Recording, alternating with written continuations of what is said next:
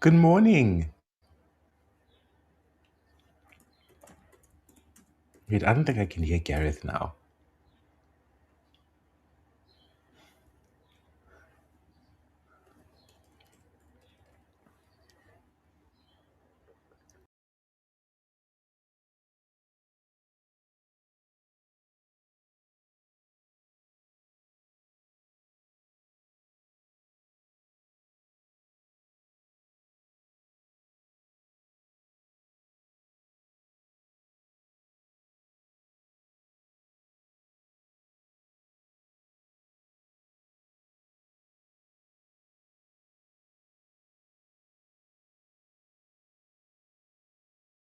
Oh God, I'm not mute.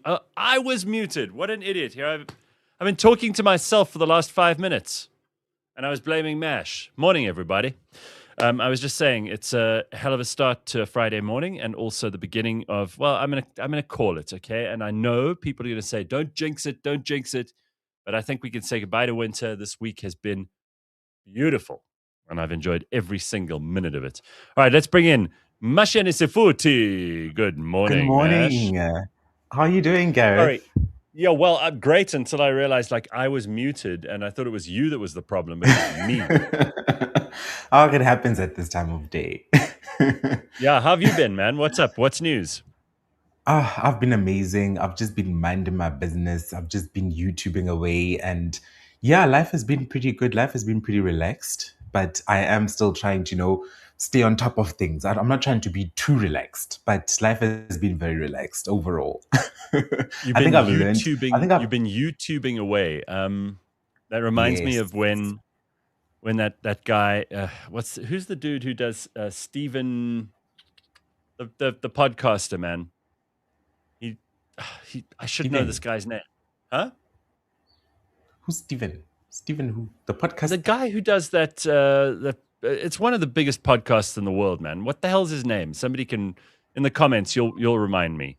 Stephen Bartlett. That's it. Spot on. Thank you, Oh, Stephen Bartlett. yes. When he was talking about, so he spoke about how he had a couple of glasses of wine, and then he said, Over the next 3 days, I didn't podcast properly." I'm like, what does that even mean? I've been doing podcasting for 14 years. And I don't know what I Okay. didn't podcast or I podcasted badly were his words. And I'm like, the hell is that? That's not a term. Gareth, I can kind of get that actually. I can kind of get that. And I'm gonna explain it from a YouTube perspective.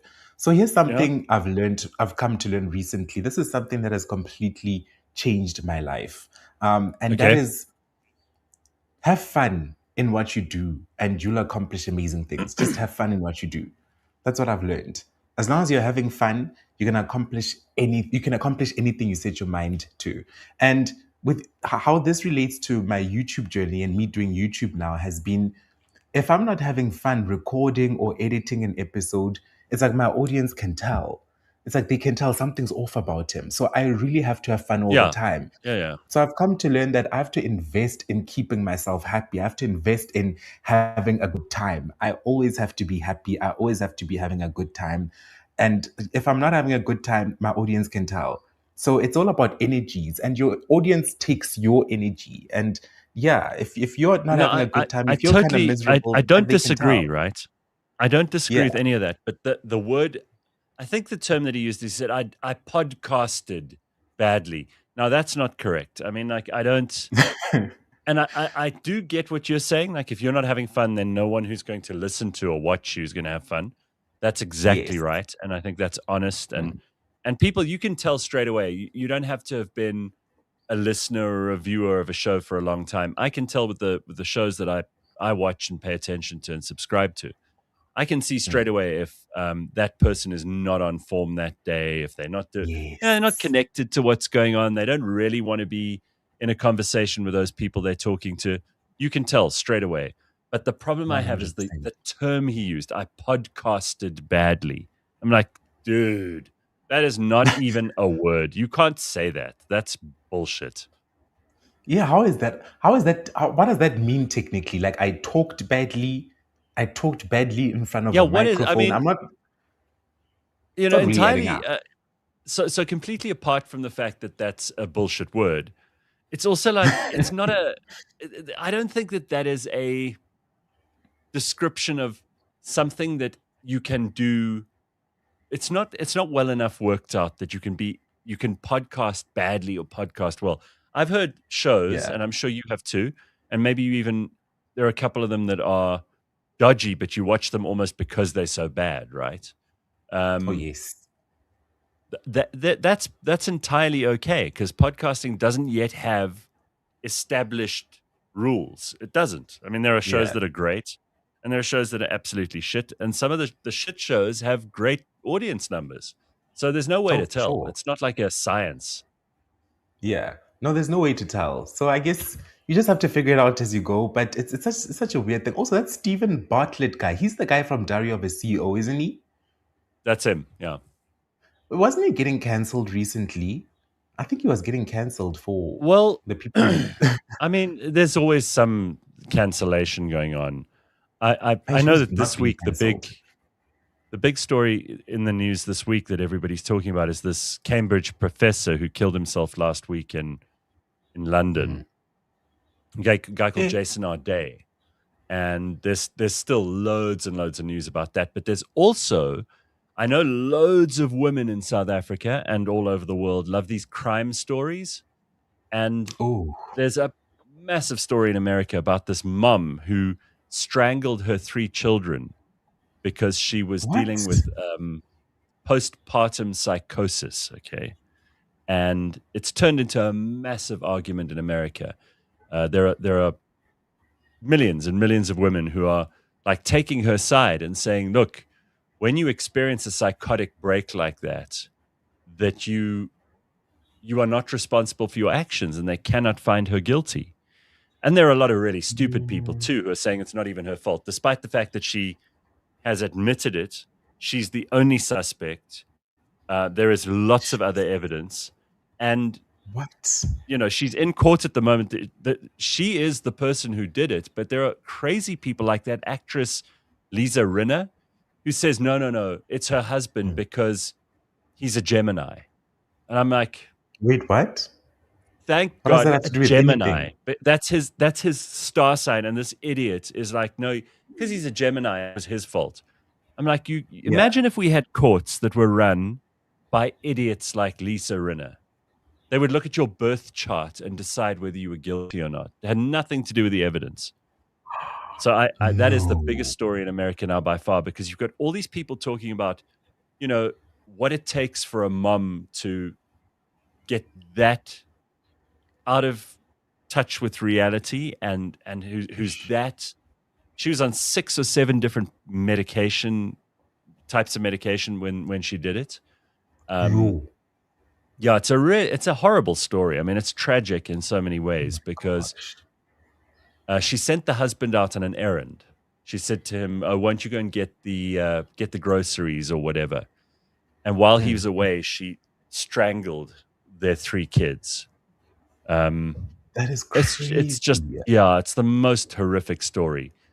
And this is the thing that America is What? obsessed with at the moment. But it is amazing to me when something like that happens. Obviously, that story is tragic in itself, but it just reveals how many very, very irresponsible and stupid people there are in the world who don't want anyone to get the blame for anything because they're scared they'll get the blame for stuff. There are people on planet Earth, Mash, who do not want personal responsibility for anything, right? And it's Ever. bizarre because these are the same people who argue that, you know, women are strong and independent and should be allowed to rise to the top of the corporate ladder, and the Mm. patriarchy is the problem and everything. In the same breath, they don't want women to ever be held responsible for anything. They're like, no, no, no. When a woman is going through this, you don't understand as a man, because of the Mm. hormones, because of the moon, because of this, because of that. She wasn't But there's certain responsible. things So you can't excuse. Mm. There's certain yeah, I things you mean, like, just can't excuse on that. I'm with you. Like This this. is outright murder. I think she should spend the rest of her life in prison. She's already in hell because apparently what happened was she tried to kill herself after this too, and jumped off the Oh, balcony or something. And now she's oh in my a wheelchair because goodness. she's like paralyzed below the neck. So she's already paying a price for What? her cruelty, her stupidity, her immorality. I mean, Mm. there is no worse crime, if you ask me, than the murder of your own children. There isn't. There's Yo. nothing worse. God, this is Do you agree? traumatizing, hey? Obviously, I agree. This is absolutely traumatizing. Yeah. I don't know how have I not heard of this story. Okay, I've been in my little bubble for so long. I think that's why. But this is traumatizing. No, it's horrific. And I didn't want to start with that. I did see someone here made the comment, wow, that's a hectic story for a Friday. It's Lou. Um, yeah, listen, Lou, I mean, I wish I could give you like something. That's the biggest thing America's talking about right now. And it came out of nowhere. Apparently, this actually happened a couple of years ago, but it's taken this long to get to court. Oh, Um, oh my and goodness. it is true. It is true that there are many people, not just women, but people love that crime, that real true crime shit. They love it. Oh, true crime is entertaining. True crime is really entertaining, especially if it's like a straightforward I'm not gonna say good guy, bad guy, but Mm, especially when it's like when it is kind of a good guy, bad guy situation, when there's like someone was murdered, we look for the murderer, simple. Not when it's this complex and this intricate, where it's like a mother and her own children mm. and a husband is involved. It gets mind-boggling at this level. It's traumatizing. What the heck? All right, What well, the let's get heck? back to some positive stuff. I mean, we're not going to be talking about that all morning. I can promise you. We've got some amazing people coming on today. We're going to be talking to two guys, and we've discussed scams on the show before, and scamming is always big news in South Africa. Oh, it's always Um, popping. Scamming is always in season mhm. in this country, Gareth. I don't know if you saw, but last week Zelda, who was Madiba's PA for many years, Hmm. Zelda Lachransi, she was very nearly scammed out of some money by someone pretending to be, who was it? It was someone pretending to be from Vodacom. And they were also in cahoots with someone at her bank. I mean, they're getting very sophisticated now, right? Aibo. Yeah. Okay. So the bank is And then involved. what they did is she thought it was legit for a little while, and then luckily, I think the bank flagged you Yeah. don't give people this OTP that they always say, "Oh, we just need your OTP, and then we'll verify that it's you." That's they'll Mm. clean you out, man. They'll You take must every never. cent you They'll have. clean you out. Yeah. They'll take every cent you have and leave you like that. Oh my So goodness. I, it's I just strange how people are still getting scammed in this day and age, hey? But then again, these scammers are getting smarter and smarter. And I feel like with the prevalence of AI now and uh-huh. software like voice changes, the way software and technology has advanced, these scammers are able to do things that are terrifying. They can call you, Gareth, and pretend to be your Exactly. mom and say, "Hey, I'm in an emergency. I need 10K now." And you'll Hmm. send it because it's an emergency. And maybe your mom always needs money all the time. So you're like, "Oh well, this woman always needs money, so let me just send Yeah. it." No, it's true. What? Um, Yo. there was also that story this week about, I think there's a massive scam warehouse in, I think, either Cambodia or Vietnam or somewhere around there, where Yeah. if you're a South African or Canadian or Australian or whatever, and you get Mm. arrested for drugs, trying to bring drugs into the country, and that part's very strict on drugs, then what they'll do is Okay. they'll lock you up, and the Chinese will take you from prison. They'll buy you as a slave and put you in Ooh. this warehouse. And because you've got a South African accent, you can fool people better from South Africa. So if they're scamming South Africans, they want a South African to help them scam. And this is where and you literally work for these scammers for however long you're there. That is Mm. No, it's traumatic. crazy. So as Yo, a I didn't. result of that, Yo. we're going to speak to two guys who started a business called Motogora, which is a very funny name. I thought it was the name of like a evil superhero from the Marvel universe or something, but we'll find out where the name comes from, because these guys have figured out a way to make it possible for you to buy a car and not be scammed. Because you know what happens? You see a car advertised on something like Facebook Marketplace, and you think, Mm-hmm. all right, well, that looks cheap. That looks good enough for my budget. Seems like a very nice car. And then you Yeah. start talking to the person who's selling it, and they say, please put down a deposit. So you put, 50K down or whatever. And the next thing, your money's gone and there's no car and you Yeah. have no money. So these guys have figured out a way to sort that out, and they've they've developed a system which I think will be very useful to anybody who's buying or selling cars through their own private sales. So we'll find out about Oh, that. It's a wow. very interesting product. We're also going to talk to. I haven't met a sex coach for a long time. All right, there used to be lots of these people.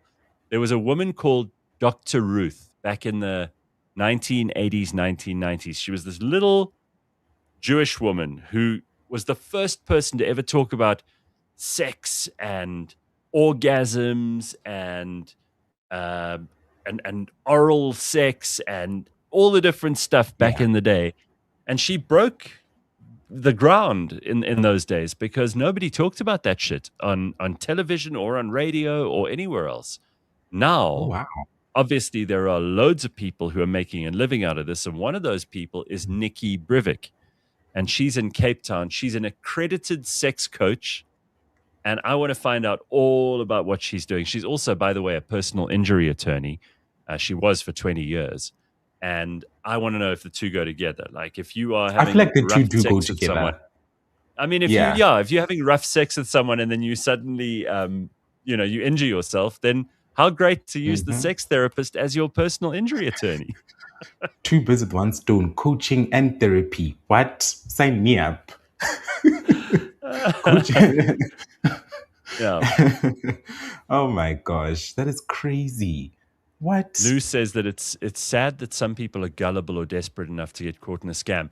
Yeah, but Lou, until it happens to you, man, I used to Mm, think, oh, it's just old people, these gullible old people. But yeah. it's not. It happened. I told you about the puppy scam that I was on this show probably 4 or 5 years ago. I was trying to get my parents a dog, and there was this website, all looked very legit. And I spoke to these people; they sounded very sweet. I checked it Okay. out.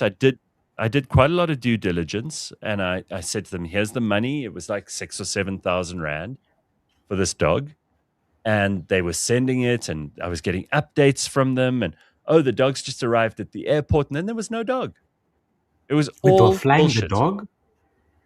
Oh, they told me they have to because it's very, it's precious cargo. And I thought, all right, well, of course there was more money and more money. I mean, in the end, I was in for like 6 or 7 thousand rand, and there was Ooh. nothing. They just disappeared.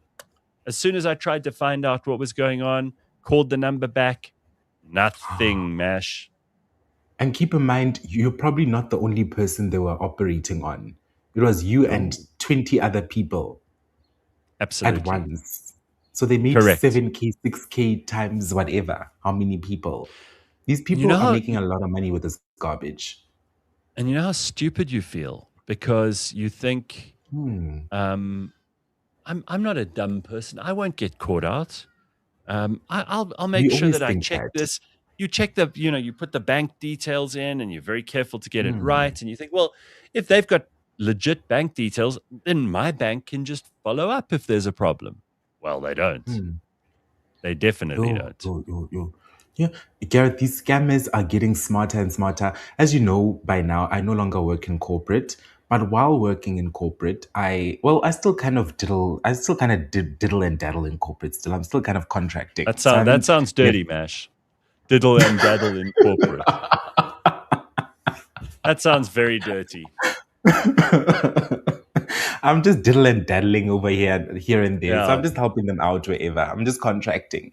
So they were like, "Oh my gosh, we can't let you go. Please help us out wherever." So I'm still contracting from time to time, and the amount and so first of all, it's a I work. I'm not gonna say I work for. I used to work for like a Fortune 500 companies. It's one of the big companies, and one thing in this organization that I picked up, the amount of cybersecurity attacks, the amount of mini Yeah. scams, you have no idea how many people in the organization received emails from the MD, from the MD saying, hey, transfer this money, transfer this money. And they've had to Uh-huh. start an entire campaign in the organization itself just to say, guys, nobody's going to email you and say, hey, send money. Someone has even been called by someone who sounded exactly like the director, telling them that, hey, send money to this person. And it's just a lot. It's everywhere. It's rampant. And corporate made me Yeah. realize how rampant cyber crime is. Because in our day to day, we don't really come across it all that much. But in that environment, geez, they're constantly being attacked Yeah. all day, all night. So hey, we just have to be careful out here. And with the rise of AI, we have to be extra careful. Despite Well, there's everybody hating AI now. no, you're spot on, and I do think there's already a backlash happening about AI, and we can talk about that in a second. But you are right about how corporate communications have to be, filtered through this and that. And I know, for Hmm. example, if you want to send a file to certain companies, like let's say we've recorded a show and we want to send someone a clip, and they've all got these massive firewalls and things that prevent you from sending Hmm. anything bigger than like even a voice note is too much. Yes. Yeah. It is a must because these companies are constantly being targeted. It's crazy. Well, I've just been reminded by Mo Rabbit that I was also scammed because I paid my TV license like an idiot. So yes, that's true. I've been scammed twice then. So I'm Oh a total wow. gullible fool. Yeah, no, Is no, that I still a thing? really did. Is that still a Let's thing not though? go. You know what? Everyone is going to love this more than I do. But Mash, a couple of years ago, I had to buy um, my domestic worker a TV. Right. Okay, So great. yeah, so I don't watch TV, and I don't care if there's no TV in my house. I haven't had a license in years, but I got this Yeah. message from the SABC. Oh, you owe this much money. I don't know. It was 2,500 rand or whatever, and your Okay. TV license is due, and it's been due for a long time. So I just thought, let me just pay it to get them off my case. Bad idea, Yeah. because now once you've paid once, then they know you exist. They're going to keep coming for more, right? And Ooh, yeah, yes, they everybody in the will. audience took the piss out of me for weeks, which I deserved. Um, I shouldn't have got the license. There are ways to get TVs without having a license. You borrow someone else's or whatever. Hmm. So I felt like an Ah, idiot. It's twice this morning. I'm being very humble today, admitting all my faults. it's fine, Gareth. Look, you're a law-abiding citizen. You've paid whatever you I'm need to pay, and life goes on, you know? an idiot. No, I'm an idiot. Oh How's your my family? gosh. What's happening with Jeez. them? We always love an update on Mash's family. Oh, my family's amazing, Gareth. I last saw them 3 weeks ago. Yeah, approximately 3 weeks ago, Uh-huh. I last saw my family and my little brother. I actually got him. I'm so excited because I'm going to be documenting this for YouTube as well. So I'm going to go home once a month and document this. Yeah. The same tablets. So I used appetite suppressants to lose weight. Well, to get me All right. started on my weight loss journey. I used them for the first 3 months of my weight loss journey. Then I stopped because I learned healthier eating habits as time went on. And those same appetite suppressants, I actually took my little brother to the doctor and I got him prescribed those very same appetite suppressants. Okay, I'm So glad. Listen, I'm glad to hear these aren't like Fong Kong ones you bought on the side of the road. no, they're not. They're not. They're not like my bleaching creams. They're actually like proper legit shit, you know? Mash makes his own So homemade bleaching cream, which I still think is a great business. You should seriously launch that. I should launch that actually. Just mix everything together with the hydrogen peroxide. Everybody looks good. Everybody's light. I think somebody in the comments even pointed out, who's this? It's Carl DeSantos said, Jira, I just switched. Bro needs to slow down on skin lightening. Michael Jackson just called and wants his gig back.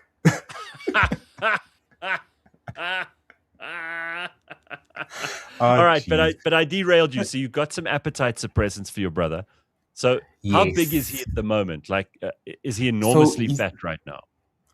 he started at 120 kgs. 120 Jesus. kgs where he started. So yeah, before I even got him the appetite suppressants, he was 120 kgs, which is extremely heavy. I told him like you weigh as much as a picanto. You weigh way too much. You need to slow down. So So, so at this point, so he started taking them 2 weeks ago. It's now been 2 weeks. And I told my parents as well that, Mom, Dad, I need y'all to send me updates on a weekly basis. So on a weekly Yeah. basis, I need y'all to take pictures of him, take pictures of the scale as he's standing on it. I need weekly progress updates. So I'm proud to say that so far, he is now 114 kgs. So he's lost about Okay. 6 kgs thus far in the Pretty past good. 2 weeks. So it's basically 3 kgs a week. It's like 3 But you kgs a have week, you more or you have to less. have those photos because fat people will lie about how much weight they've lost. They will lie. They'll Oh, they put will. some other stuff on the scale and take a picture. You want to see the feet. You want to see the feet.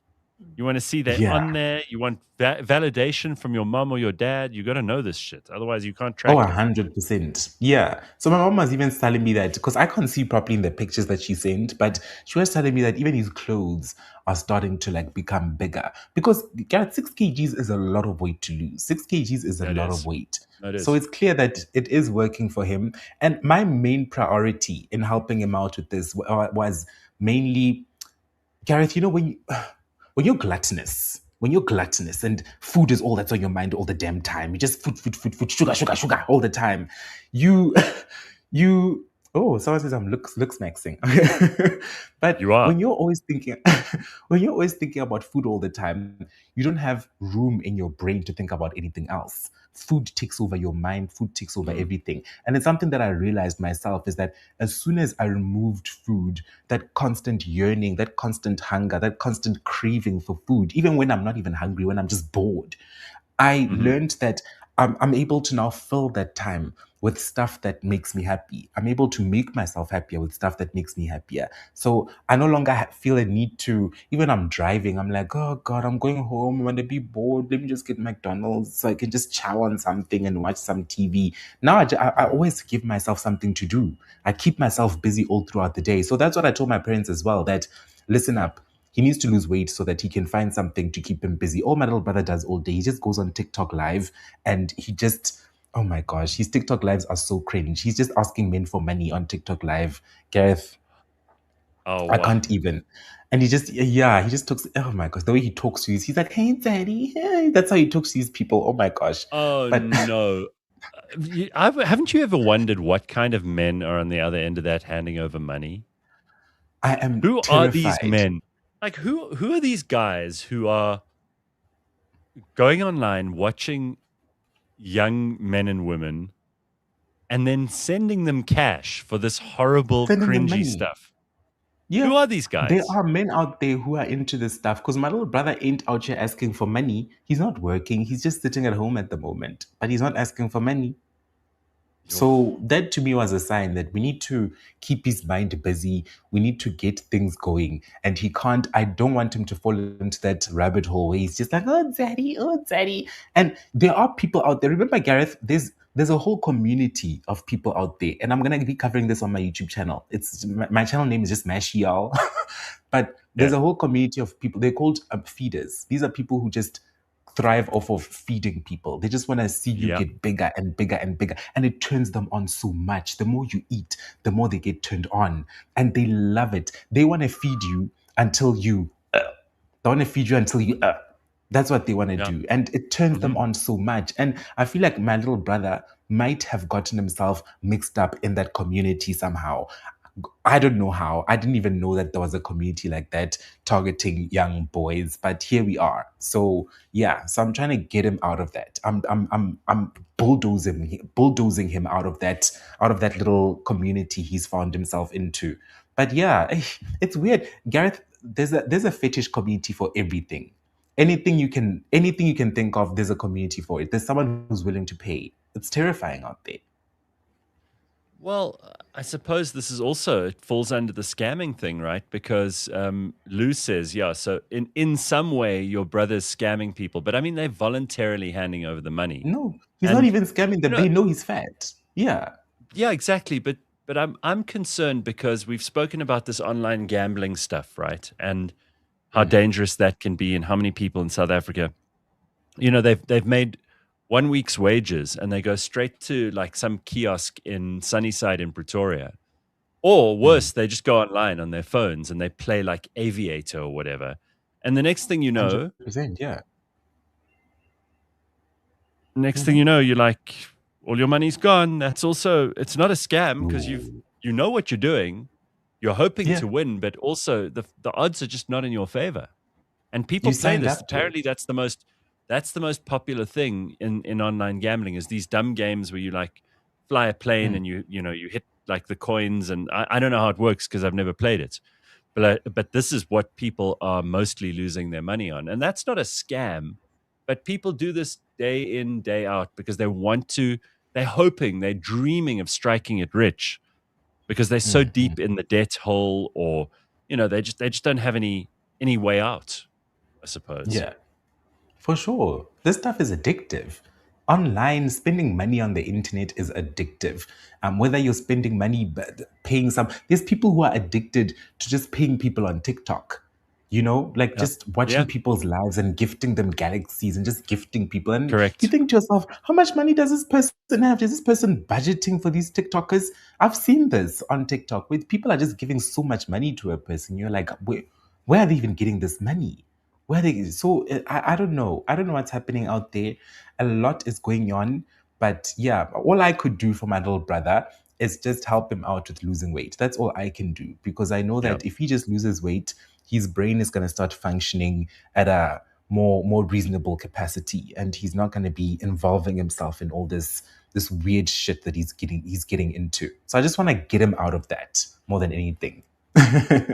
Yeah. I mean, if in the old days, if someone was hanging around in dodgy places, like the shopping mall late at night near the movies or whatever, then Yeah. you'd say to the kid, like, get away from there. That's bad for you. There's some bad people there. Yes, for And they would sure. get it, but now the bad people Yeah. are on here, man. That's where they are. They're all on here. They're all on our Yeah. phones and they're constantly in your face. You don't get a break now. They're constantly in your face. They're constantly calling you. My little brother's on the phone from morning to evening. And my mom was like, there's a man he's talking to all day. We don't know who's this man. There's a man he talks to all day. I'm like, child, we got to stop this. We got to put an end to this, child. Yeah. So, hey, It's probably like some gross, like 60-year-old or 50-year-old man who's like, yeah. 100%. I'm very much sure. I'm very much sure of that. So it's weird, but it's not fine. I'm gonna put an end to it. "Mm, That's what I'm planning to do. Yeah. But it all starts with my little brother. I need to get him sorted and get him in a proper state of mind first by losing weight to begin with. Vyasan says that there was a 16-year-old in Malmesbury who was running a global child porn network. FBI and South African police arrested him yesterday. Wow. A What? 16-year-old is running this thing. That is crazy. What on earth I is mean, happening? like I'm amazed by his entrepreneurial skills at 16, but the guy is dangerous. I'm not surprised. I'm not surprised. These kids with the internet, they're too good at the internet, Garrett. They're too good, hey? These kids are just appearing on the internet and they're doing the most immediately right off the bat. So but overall, but I'm at a point where the internet for me is just a job now. It's Yeah. just a job.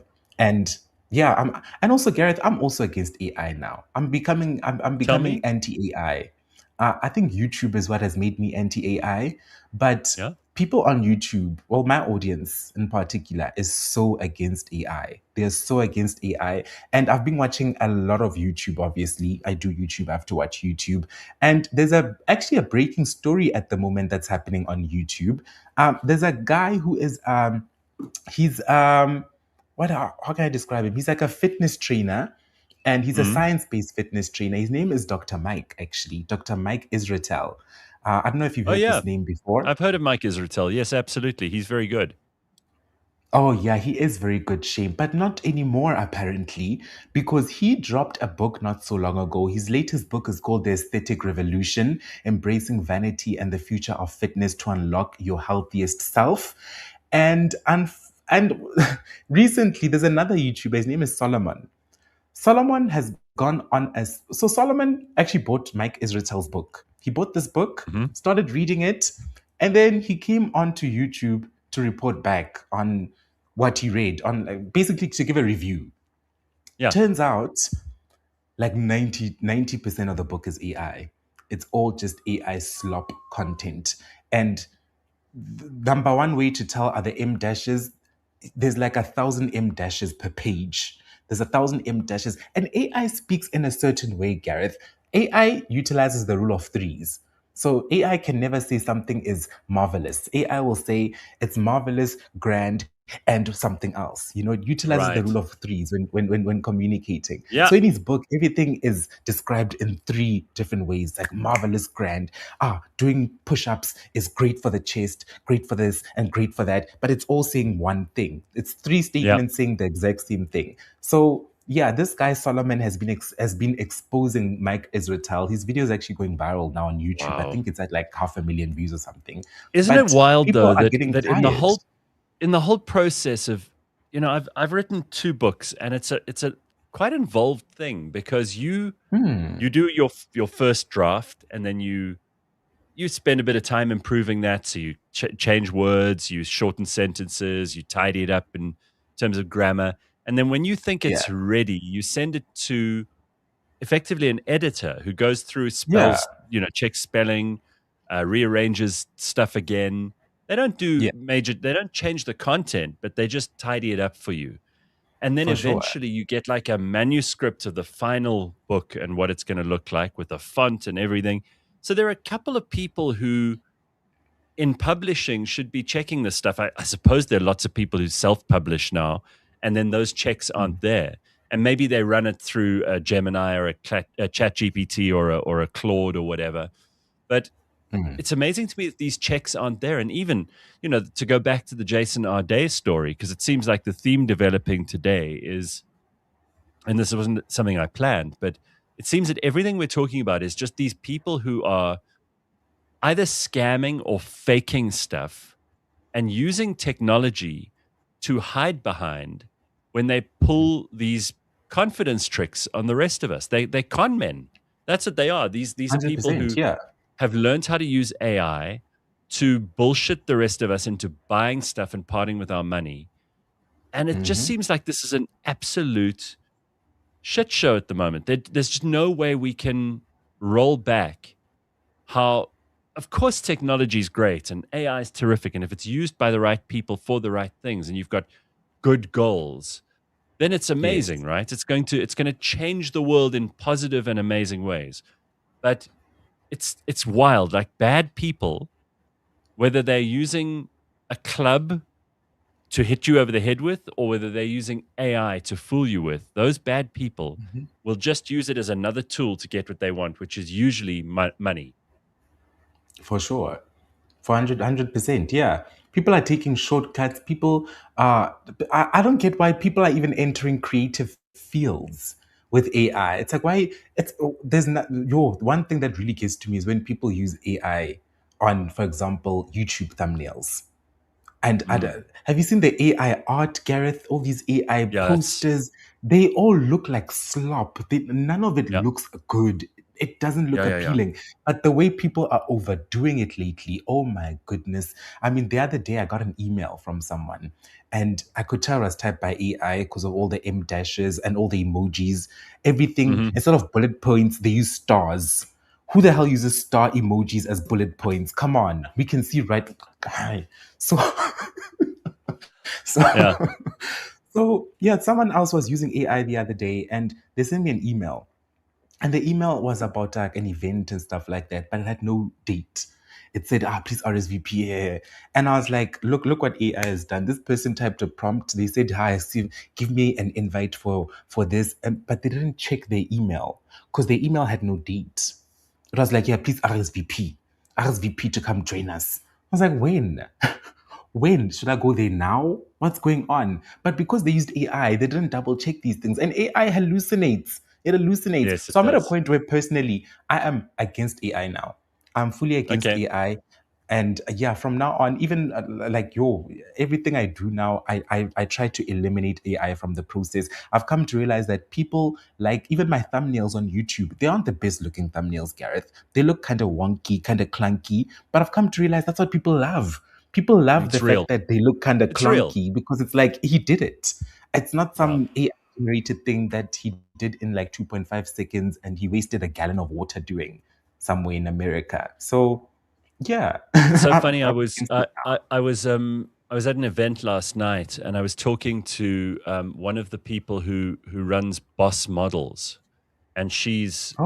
she Oh, actually a friend of she's a friend of Gord Laws, and she was telling me about how these days she gets millions of people every year emailing her pictures of their children and saying, "Oh, my daughter's mm, so beautiful, you've got to make her a model or whatever."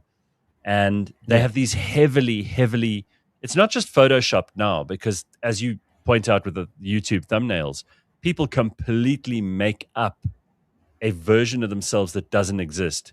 And I was just Mm, thinking, imagine if someone sees you because they've seen you on social media, but you've used AI to enhance your appearance or whatever. And mm, mm. so they think they're going to meet this like 10 out of 10 person, right? And let's say Oh, you're going on a date or you're going for a job interview or whatever, and you pitch yeah. up and you are like way different to your picture that you sent. Those Mm, people are not going to be pleased. It's not going to work for you. You almost want to do the thing where you look uglier in a photograph. And then when yes, of people see you course. in person, they're like, "Oh, wow, actually, you're quite good Mm, looking." It almost is like yeah. this perverse wrong way round thing where Yeah. you That's what want I to thrive for appear in my content. Yeah. you want to be as ugly looking in digital format as you possibly can, so that you can Mm, look great when they actually stand face to face with you. for They're going to go, sure. "Oh, you're not nearly as ugly as in your picture." Yeah, that's what we want now. But the way people are overdoing AI, Gareth, it's just, and the sickest use of AI for me has to be when people use it on social media. They Yeah, generate whatever, a picture of themselves standing on a beach, yeah, whatever. And then when people are complimenting them, they keep saying, thank you, thanks, thank you. Like, thank you for what? Thank you for what? That's not mm, a real thing. That's not a real it's memory. bullshit. I Yeah, Kim Kardashian put herself and her grandmother. I think she AI'd a picture of herself and her grandmother who passed away not so long ago. And people were not happy with about that. They were like, why would you share a memory that never happened? Why don't you just share something that actually happened with your grandmother? You knew her all these years, 30 something years, you knew this woman. And you can't choose one picture out of all the pictures you have of mm. her. You had to generate a picture. So it's getting kind of gross. I'm not gonna lie. It's getting weird Maddie for me says AI personally. is fun if you know how to use it properly. For example, you can build a voice agent to answer work calls. I mean, there are amazing things you Mm, can do. Carl DeSantos says, "I'm on AI 8 hours a day. I've built about 40 projects since February." I mean, that's, again, these are the that's smart people great. using it productively, right? I get it. Yeah. I mean, I'm don't on. get ahead of yourself, Carl DeSantos, now because I've called you smart. But clearly he is, you know? Yeah, 100%. AI No, is not AI for works. dumb people. Never trust Yeah, without verifying. 100%. That thing hallucinates. And the people who are using AI as their therapist, all that kind of stuff, people are now starting to realize that this thing is not as smart as we thought. And I'm Mhm. glad that people are starting to realize that. It's great for coding. It's great for coding, it's great for productivity, but don't try to be creative using AI. I don't think it mixes with the creative side of things. Yeah, here's Patrick who says, "AI yourself in Hawaii with a palm tree. It's getting sloppy." It is. And also, I mean, people lack imagination, right? So you can have Mm, the best tool, you can have the most amazing tool in the world, and AI does some tremendous things. But if you're yeah, using it because you have no imagination to do dumb, repetitive stuff that everyone else has already been doing for like 5 months, then you look stupid. It's not for enhancing sure. your reputation, making you look good. 100%. Yeah, 100%. Oh, let me Oh, just turn is this that off. your alarm? Yes. Mash has got like a snooze button that keeps going off. Okay, I just turned it off again. So just quickly, because I know we've only got a little bit of time left, but you've completely quit the corporate world. You're now doing this Yes. YouTube stuff full time, and you're Hmm. making enough to live. I'm making more than enough to live. Yeah. Wow. Okay, and you don't have to go to the Yeah. office early, sit in Nope. traffic, worry No. about any of that So stuff. No, my company was like, no, look, we still like you, we still want to work with you. Yeah, things aren't ending on bad terms. So they were like, no, you can keep contracting and working with us, which I agreed to. But it's Mm. just kind of, he was the moment I started just, like staying at home, not going to the office. It's like something in my mind changed. Something in my mind was like, oh, it's not worth it. Whew. It's not worth it. Waking up in the morning, getting dressed, driving across town. It's not worth it when I can just sit here, right where I'm sitting now, right in front of this camera that I'm in front of now, talk some shit, edit that together, Yeah. put it online. People Yeah. go ham. I have channel memberships. People are buying my merch worldwide. My merch is doing pretty good. And yeah, I can What just kind sit of here merch you and selling? Bleaching cream? no, not bleaching cream. I wish. I'm selling mugs. I sell mugs. I sell shirts. Yeah, with my catchphrases. I have a whole bunch of catchphrases on my channel, like demonic gluttony and carbon carb violence. And yeah, people love the merch. People Hey, really love just it. another thing before you go, because you really hit on this. I mean, it's something a lot of people have been talking about, but you've kind of made yourself famous, certainly on this show. Whenever you come on for, talking about fat people and how they should get their lives together, and you just told us about your Yeah. brother, for example. But the evidence is Hmm. mounting in your favor. I mean, there's obviously evidence now that diabetes is the biggest killer in South Africa, and we Yep. know that diabetes often can be prevented if you just Hmm. keep yourself from eating too much sugary stuff, and your Yeah. insulin levels will stay good and you won't get diabetes. I mean, like, there's some people who are, born with a predisposition to this, Yes. but there are the vast majority of people who have, I think it's type 2, right? Type 2 diabetes. Yes. Type That 2. can be prevented. And if you go to Fully. the Yeah. doctor, they can warn you you're pre diabetic, and it has a lot to do with pure diet. Yes, because so based on studies, as of 2023, the amount of deaths due to diabetes were just under 28,000 in South Africa, which is the highest ever recorded number for diabetes deaths ever. So this means that the number of deaths from diabetes obviously are getting higher, but the most concerning part about this is the fact that these are just the people who are being screened. These are the people who Mhm, were screened. So many other mhm. people have never been screened, and you see the kind Right. of lives and lifestyles that people are living. Also, the age of diabetes has dropped significantly. People as young as 20, 28, Gareth, 28-year Yeah. olds are pre-diabetic. 28-year-olds, and it's simply That's been due to the crazy. That's lifestyle. It's crazy. the lifestyle I that mean, we're living now. yeah, you should not Mm. be getting diabetes in your 20s. It's just, that's really bad. That is crazy to me. But you see, people are having, they're mixing pearl and orange juice. They're having mimosas at home. They're drinking. People drink from morning to evening. Morning to evening is how Yeah. people are drinking. No, So it's a problem. they just they're just doing it up nonstop. And actually, I actually covered this in my latest episode on YouTube. South Africa has a diabetes crisis, and I covered all the different aspects and factors that are factoring into the situation. Of course, alcohol plays a very big role, but also ultra processed food. We out here takeawaying it up every single day, and unfortunately, these are things that we as a society have to change ourselves. Nobody can make us change these things. So, Well, oh, Patrick what's the says his dad had it, his grandfather had it, and his great grandfather had it. That's type 2. mm, He's 40 years old, but he does a pinprick every 2 months and cuts the sugars. So, at least good? he's monitoring. But I do think that it's a widespread problem in this country, and we've got to address it. I Yeah. do want to show you this Mm. quickly, Mash. Carl says, Mash, your merch, are those the mugs that are black until you pour the hot water in and then they become white, a bit like you? No. And then this comes from Rolene. She says, I haven't been here in a while, and seeing Mash now for the first time in a while, he looks so beautiful. Yeah, there we go. Like his whole Thank you. I face changed appreciate it. completely. Yeah, look at you, Mash. You're killing it. That's what happens. Sleep, getting enough sleep, not waking up early in the morning to get to an office, and just yeah, chilling through life now. Not suffering for my money. Well, it's always nice to check in with you. Please keep us updated on your brother. because now you've Oh, for you've involved sure. all of us. Now we're all involved. Yeah. Now we all need to I'm gonna know. start a whole YouTube series. I'm gonna start a whole YouTube Okay, series gorgeous. just documenting my brother. I love it. All right, go and follow Mash. Make sure that you check out his YouTube and all his other social media, and we'll catch up with you again soon, Mashiane. Thank you.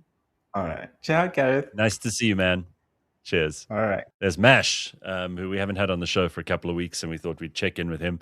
Always good to find out what he's up to.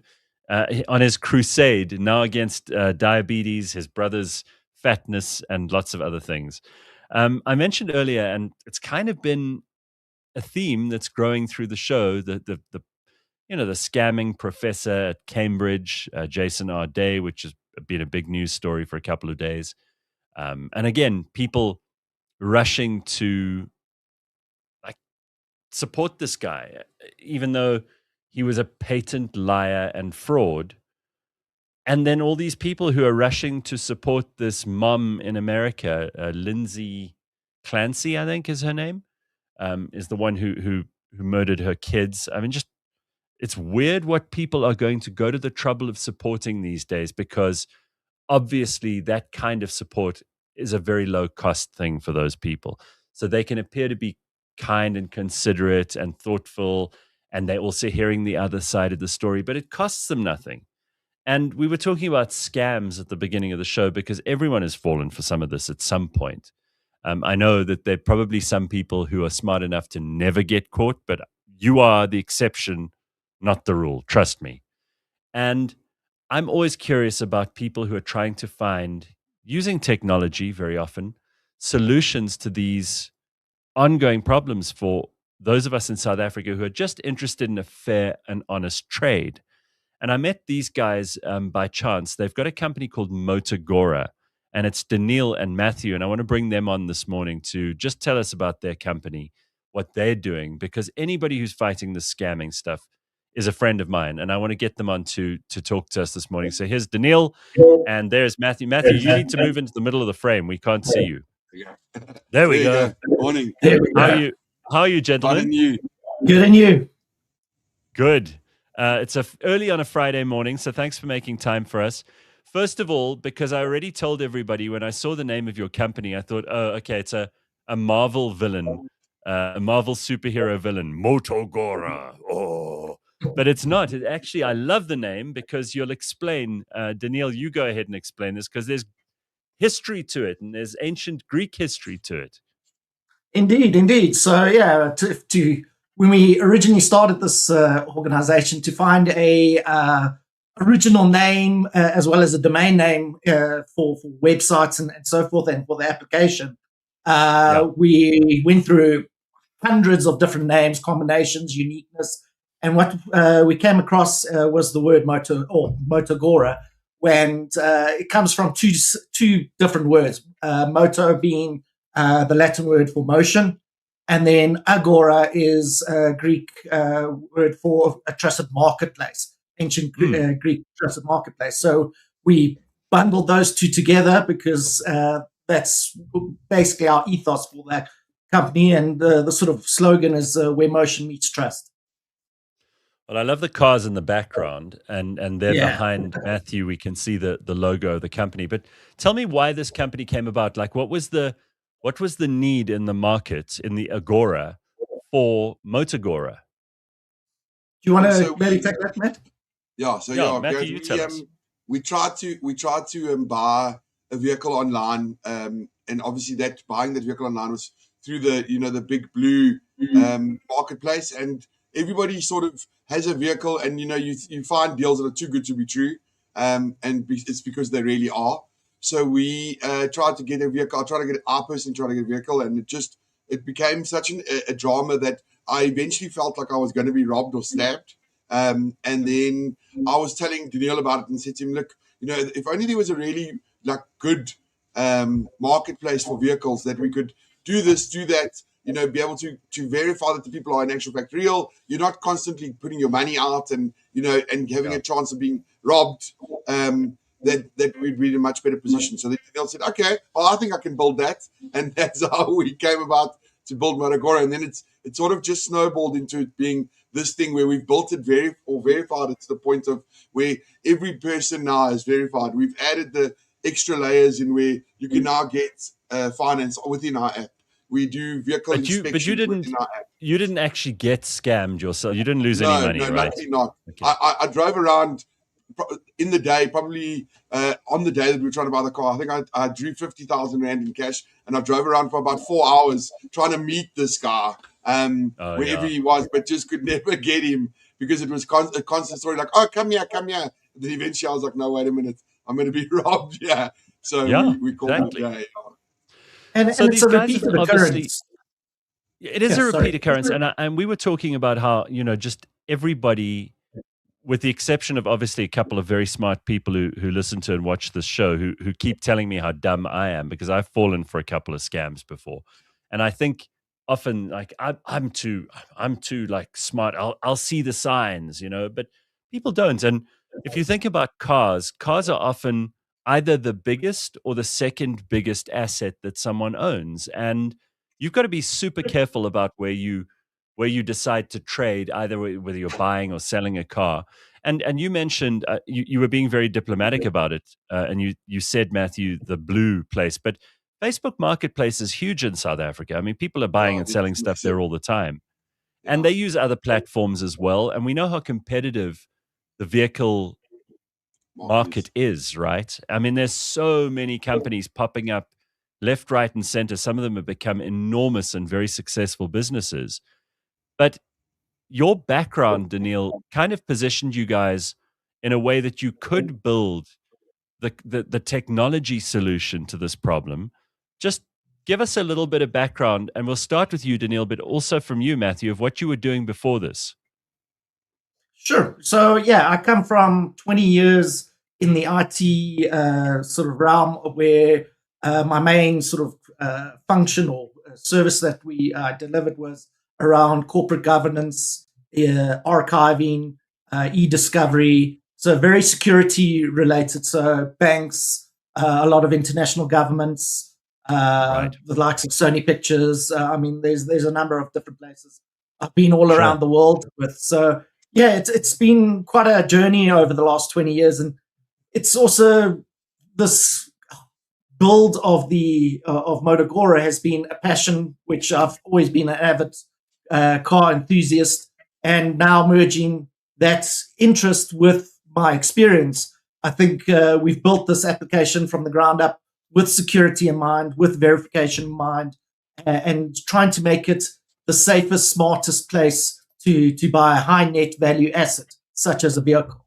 So there's longer term plans for the platform, but our sort of initial dipping our toe in the water is vehicles. And you, Matthew, what were you doing before Motogora? I have a construction company, so I still have the construction company, and then obviously we do Motogora as well. But I build houses and renovate houses and things like that. And in my industry also, there's tons of scammers in terms of that. Like anybody with a buck in the ladder robs people blind. So you're constantly dealing with that as well. So I think in terms of what we've done in our lives, I deal with this on a daily basis as well as trying to stop it in Motogora. You know what I mean? Yeah. Okay, so let's just, because you don't just do vehicles, obviously this will expand. The problem that we have, guys, and as I understand it, correct me where I'm wrong, you've got a whole lot of people who are trying to buy and sell stuff. Now, if everybody was honest, this would be straightforward. There wouldn't be any need for any complications whatsoever. I want to sell you this teacup and you want to buy it, and I'll meet you at the shops down the road and you give me the money and I'll give you the teacup. That's all you need. Now, obviously, people hide behind digital identities. They fake their identities. You don't know where they are. They could be in Bangladesh for all you know. And they're just trying to get your bank details so that they can rip money straight out of there. And the moment that money has changed hands, you never hear from these people again. And then these poor people who are actually trying to trade, they're the ones who lose out on these deals because nobody trusts them, right? So you see something that's too good to be true and you think, oh God, I really want that. And you order it and you pay and you think, all right, a couple of days and this thing will be delivered to me by courier. Nothing comes.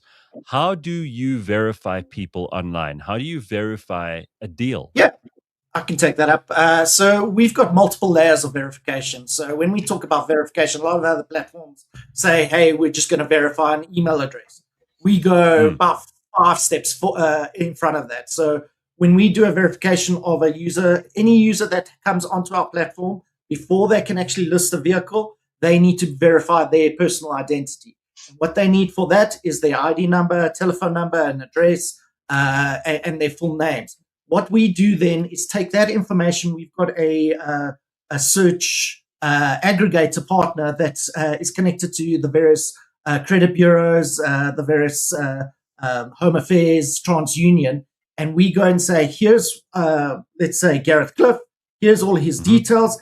Does it match up with the actual records at, let's say, Home Affairs? And then Okay. basically we check off each of those items, and that happens in real time. So it does a full check of the person to say that that person is who they say they are. We've also got to make things easier to fill in that information. People can scan their ID or their driver's license, and we'll pre-fill that documentation in, and then they can actually just do a verification check. Once a user is verified, they can then be able to sell a vehicle on the platform. And what we do is we do a similar check against a vehicle.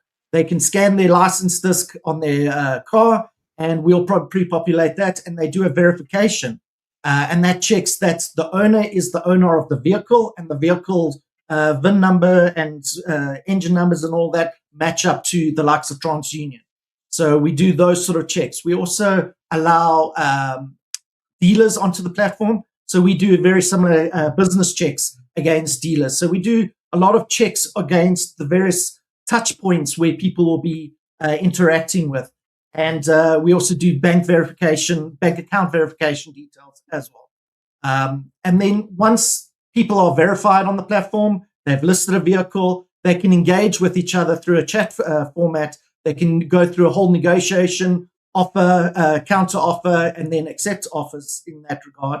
And then what we have got built with additional partners, and it's the whole idea around the platform is an ecosystem of an end-to-end experience when buying a vehicle on the platform. So one of the other things we wanted to build in was finance. So we've partnered up with a company called Finance Warehouse, who will is fully integrated into the app. So it's not just click on a link and go to another website. It's fully the whole workflow of questions, application, all of that. They connect to a number of banks that they can apply on your behalf, and you can get an application done within the day, essentially.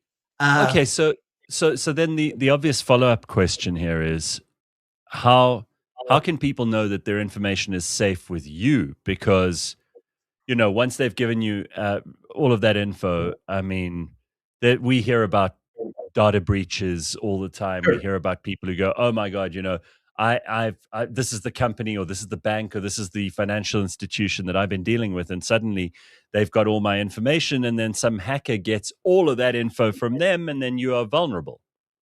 Correct. So when we built the platform from scratch, security was top of mind in that regard. So we've got about 4 or 5 different layers of encryption at a disk level, at an application level, at a database level, and each of those have got their separate sort of encryption link keys, which then you have to have multiple keys to get to a certain destination of data. And it's also time based, so it's a token. So if you're submitting your information and someone wants to review it, they get a link to review that information, and then that times out after 5-10 seconds from the platform. So security is very top of mind on the platform. It's not just an afterthought, and that's the whole key ethos of the platform. And we also belong to all the information control regulators in South Africa. So we had to, legally, in order to keep people's information, we had to register with all the regulators in South Africa. So we registered with all the regulators. Myself and Danielle are the information specialists. And then we, obviously have to keep up to date, make sure that we know all the rules, regulations, and do all those sort of things to ensure that we are constantly keeping the information safe, secure, and that everybody knows that they have safe and secure information with us. So obviously, you started off with cars, but now you're also allowing people to buy and sell other things, because once they've got the verification done with you guys, and they've signed up, so to speak, they can trade anything really. I mean, you're doing boats and heavy equipment too, Matthew.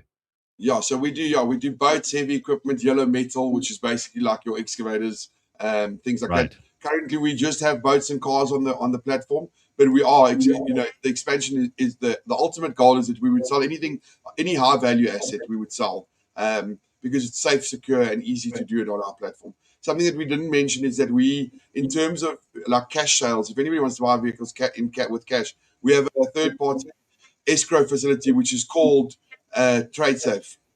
So, for argument's sake, Gareth, that means like if you bought a car from myself or from Danielle, you had the cash available, let's say, 100,000 Rand, you pay that into the TradeSafe account. TradeSafe holds that money, and then until you receive the vehicle and you say, okay, I'm happy with the vehicle, like it's perfectly done, Right. I'm done with it, then the funds will be released immediately. But it just makes sure that you know that your money's safe, and as well as the fact that the seller knows that their vehicle is actually going to be paid for. It's not one of those like fake proof of payments that's going to be there for, it'll be in your account for 15 minutes and then whoop, out it goes. Yeah. So we use TradeSafe as a third party escrow facility, and then they backed by Standard Bank. So they are backed by one of the biggest banks in South Africa. And like I say, the payments are instant. If you pay into that account, the moment that you delete, obviously give someone the vehicle, and on the app you say, yes, okay, I've got the vehicle. Yes, I'm happy with the person picking up the vehicle. Then the money gets transferred.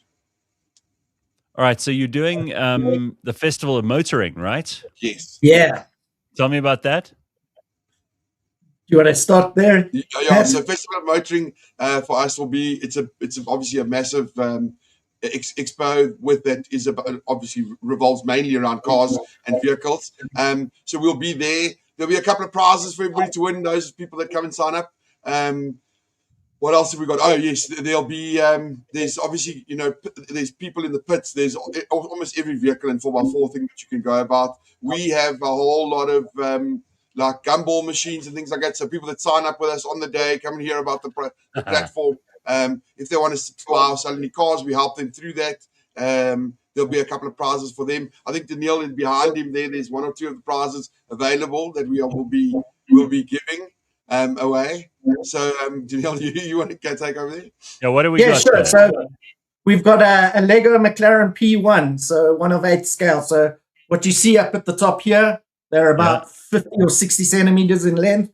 We thought it would be a nice family gift for families to maybe build. As you see, I've built a number of them. I've still got a few of them to still build. So yeah, I think that would be a nice main prize that we're giving away, as well as consolation prizes. We want to try and create an experience on our platform. Well, I mean, the Festival of Motoring is going to be loads of fun, but obviously you guys also, what brought you together in this is you're obviously clearly both petrol heads as well. Yes. So tell me a little bit about your love for cars. Matthew, you start. I think my love for cars started when I was like 3. The moment the first time I heard an engine sort of roar. But yeah, I've always loved cars. I like to tinker on them. I like to work with them. I like to get my hands dirty. So I've worked on everything. I think my first car was a 1400 Bucky that had a twin turbo or a turbocharged 2-liter motor in it. So I just like to go fast and obviously have really nice cars or cars full stop. And I think the cars, for me, it's just something where, even if it's at the worst broken, you can always just fix it with your hands. And that's what makes me enjoy them. Well, the other thing about having the name Motogora for your company is no one else has thought of that name. So you've actually got motogora.co.za, and that's where people can go to find tickets for the Festival of Motoring, which is very cool.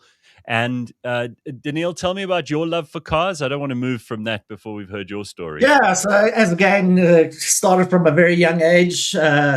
Specifically, my dad got me onto this whole thing. I mean, when we had a retail business back in the day, so I've grown up in retail as well. He had this big picture of a Lamborghini Diablo in his office that I always wanted to get my hands on and put up in my room. So Yeah, it's been, and then we were also one day we were going to build a GT40 replica at some stage, but unfortunately that can't happen anymore. But yeah, it's been a love of with anything mechanical. I'm a very sort of engineering orientated mindset to things. And I always like Well, to understand how things work. Put it that way. no, sure, and that's probably why you've built this too, because you enjoy doing things like this. I'm also, I mean, I have to ask you, have either of you ever been scammed or had someone rip you off Yes. in a deal of buying whatever, even if it was something small? Have done indeed. I mean, there was a iPhone that I was selling for my father-in-law, and we kind of made the deal, and it was there by in Northcliffe by our Cora Center, and so we had the phone, and my wife was standing next to me, and this guy came with a plastic banky with some notes in it, and I wasn't really thinking about it, and I said, okay. He then took out the pay and he counted and he showed me it's 4,000 rands worth of cash, and handed over the phone. And then as soon as I opened up the banky of cash, I immediately knew that it was all photocopies. Oh my Literally god! dropped. I dropped the Wow. bag. Oh, I didn't drop. Ran with the bag, and luckily I ran after the guy. Just the adrenaline was pumping. He was just about to get into a taxi, and I said, "Give me the phone back." He says, "No, I want my money." I said, "Take it. It's worth nothing to me." But yeah, it could have ended differently. But yeah, So you it got the has phone happened to back. me before. Got the phone back, luckily. And how about you, Matthew? Come on, own up. Yeah, so I got knocked with a SARS scam where they emailed me to say that I had a massive repayment coming back. And I was like, okay, cool. Click on this link so that you can verify your bank account details. You obviously type in your details. You type in the OTP, and they rinsed me. They absolutely cleaned me out. And quickly, Jesus. it happened within minutes. It was absolute minutes. They absolutely cleaned us out.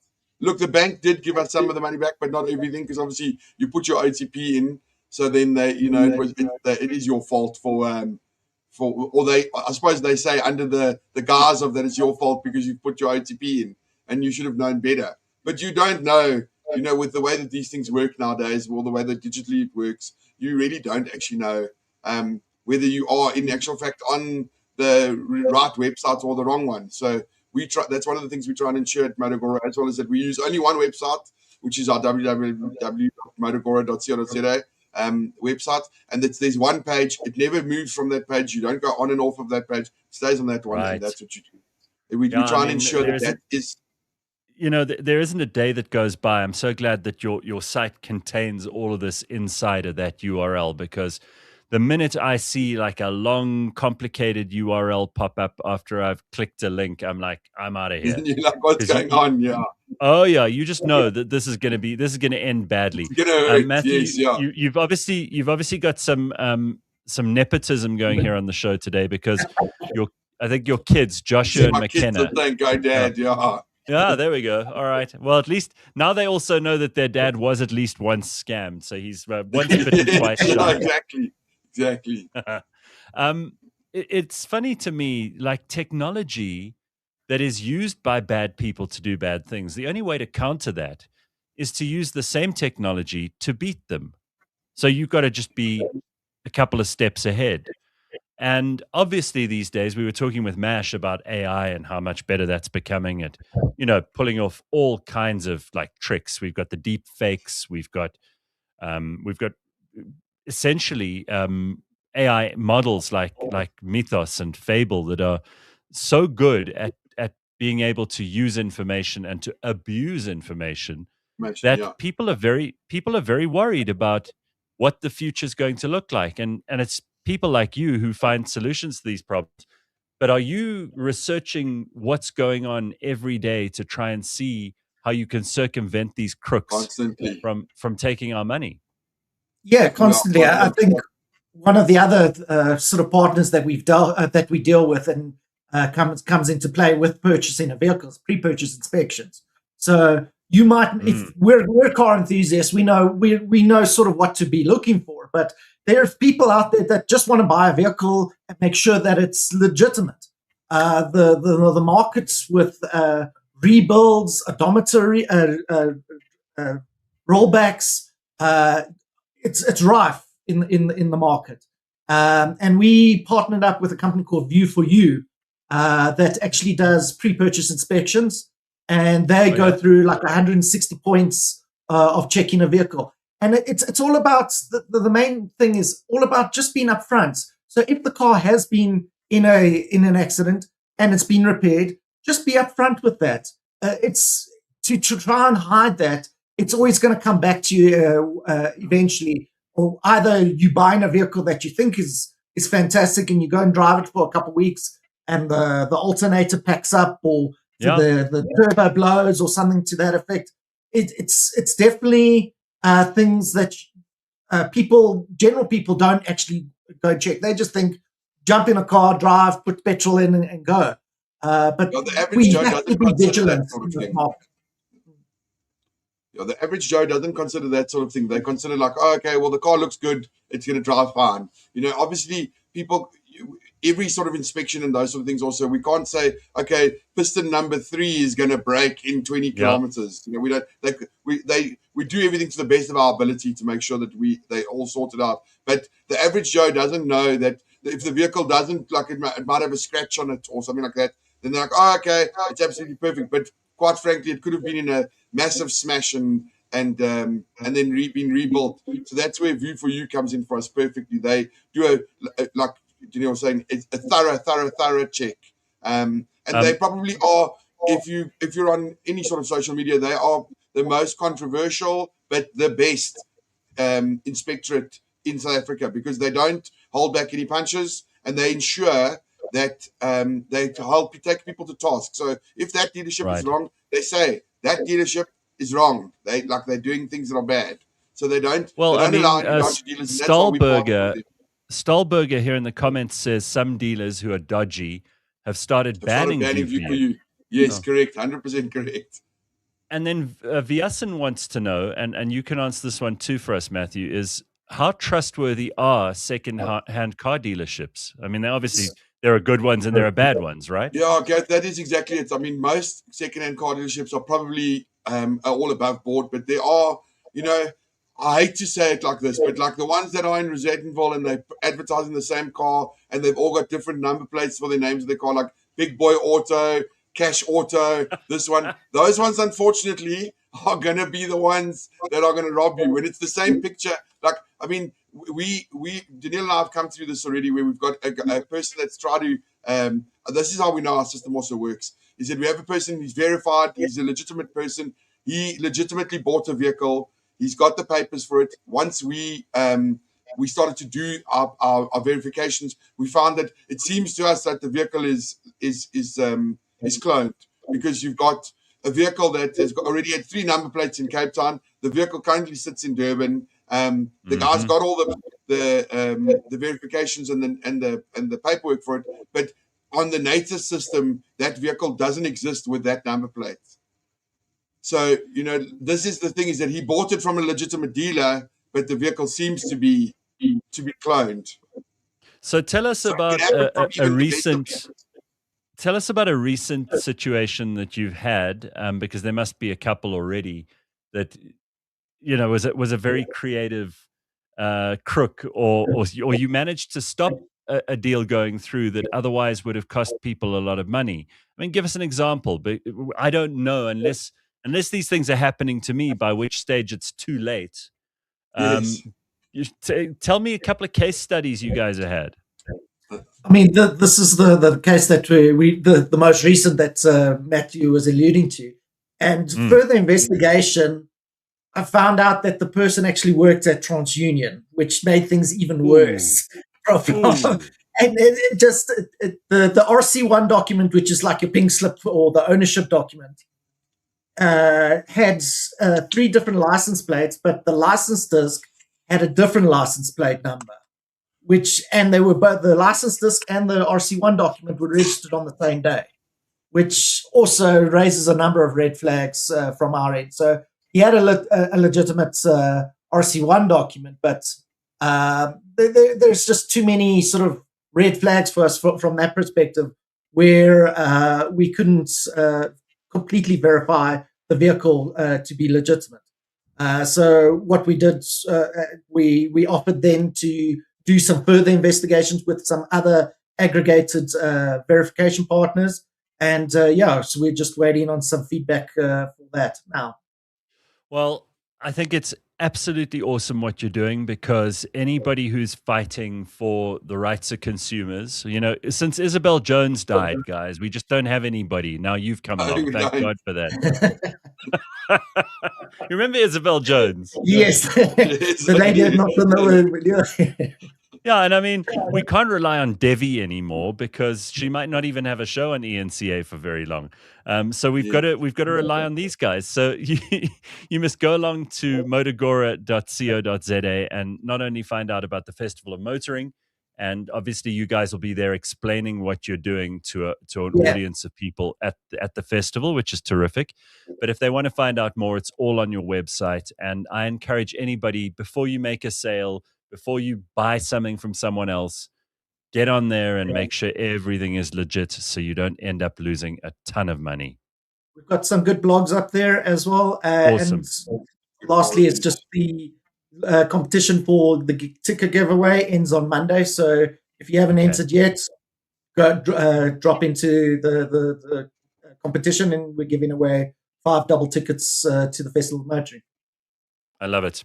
Thank you so much, guys, and have an awesome weekend. It's Friday, which is fantastic. Thanks, Spring is here. It's the right time of year for all of this stuff. Festival of Motoring's coming up. There's also lots of other stuff to get excited about. But Matthew, Daniil, thank you, guys. Thank you, Thanks, Gareth. Gareth. Thanks for having us, Terrific guys. to see you. Thank you. All right, there we go. Bye-bye. How cool is that? I mean, here you've got these scammers operating, trying to rip us off, and we've got to use better and smarter technology to make sure that we don't get caught in this stuff. And these are the guys doing it, which is excellent. So there's a book out at the moment, which we'll tell you about in a second. But I love an interesting CV. And, some people have done amazing stuff in their lives. Nicki Brivik is one of those people. So she's an accredited sex coach, speaker, workplace wellness educator, and a founder of Ask Nicki, which some of you already may know about because Ask Nicki's been around for a while. She's also been a personal injury attorney, which she was for 20 years, and then decided, enough with the law, which I totally understand. I'm going to rather teach people to have better sex, which sounds like a lot more fun. So I thought we'd bring her on this morning too, so that you can have something to work towards over the next couple of days. Hey, Nicki, how are you? Hi, Gareth. Thanks so much for having me. What a pleasure. Okay, so first of all, because people see this thing of a personal injury lawyer, and I joked at the beginning of the show, and I said, "Oh well, the two go together, right? You have like new and experimental rough sex over the weekend, and then you need your personal injury lawyer on the Monday." Absolutely, that can definitely happen. Then I'm definitely your person. So. Most of us remember Dr. Ruth. Well, people who are over maybe 35, 40 years old will remember Dr. Ruth. Dr. Ruth was a breakthrough in the 80s and early 90s because she was the first person in the media to honestly talk about sex. And obviously now people are much more open about this. People share all kinds of personal information. 3/4 of the world is sharing their booty and their vaginas and their penises on OnlyFans. So it's all changed very much. But, I mean, you found a gap in the market here. So tell us how you got into that. So I kind of think it just evolved. It naturally evolved for me. I loved law. I didn't leave law because I didn't enjoy it. I built a practice with my husband. He still runs it. And we worked together. I loved wearing the corporate suits. I loved being that person. I loved fighting. I loved winning. I loved the litigation because we're in litigation. Right. And it was something, as I kind of got older, I've always had this fascination about sex and how important it is in our relationships. And and our relationships, how important our relationships are Sure. in fueling emotional connection, keeping us happy. And I realized that something that came so naturally to me and fascinated me didn't come naturally to other people. And I looked around at friends, at other people who just didn't work on their relationships, and they Yeah. expected great sex to just happen.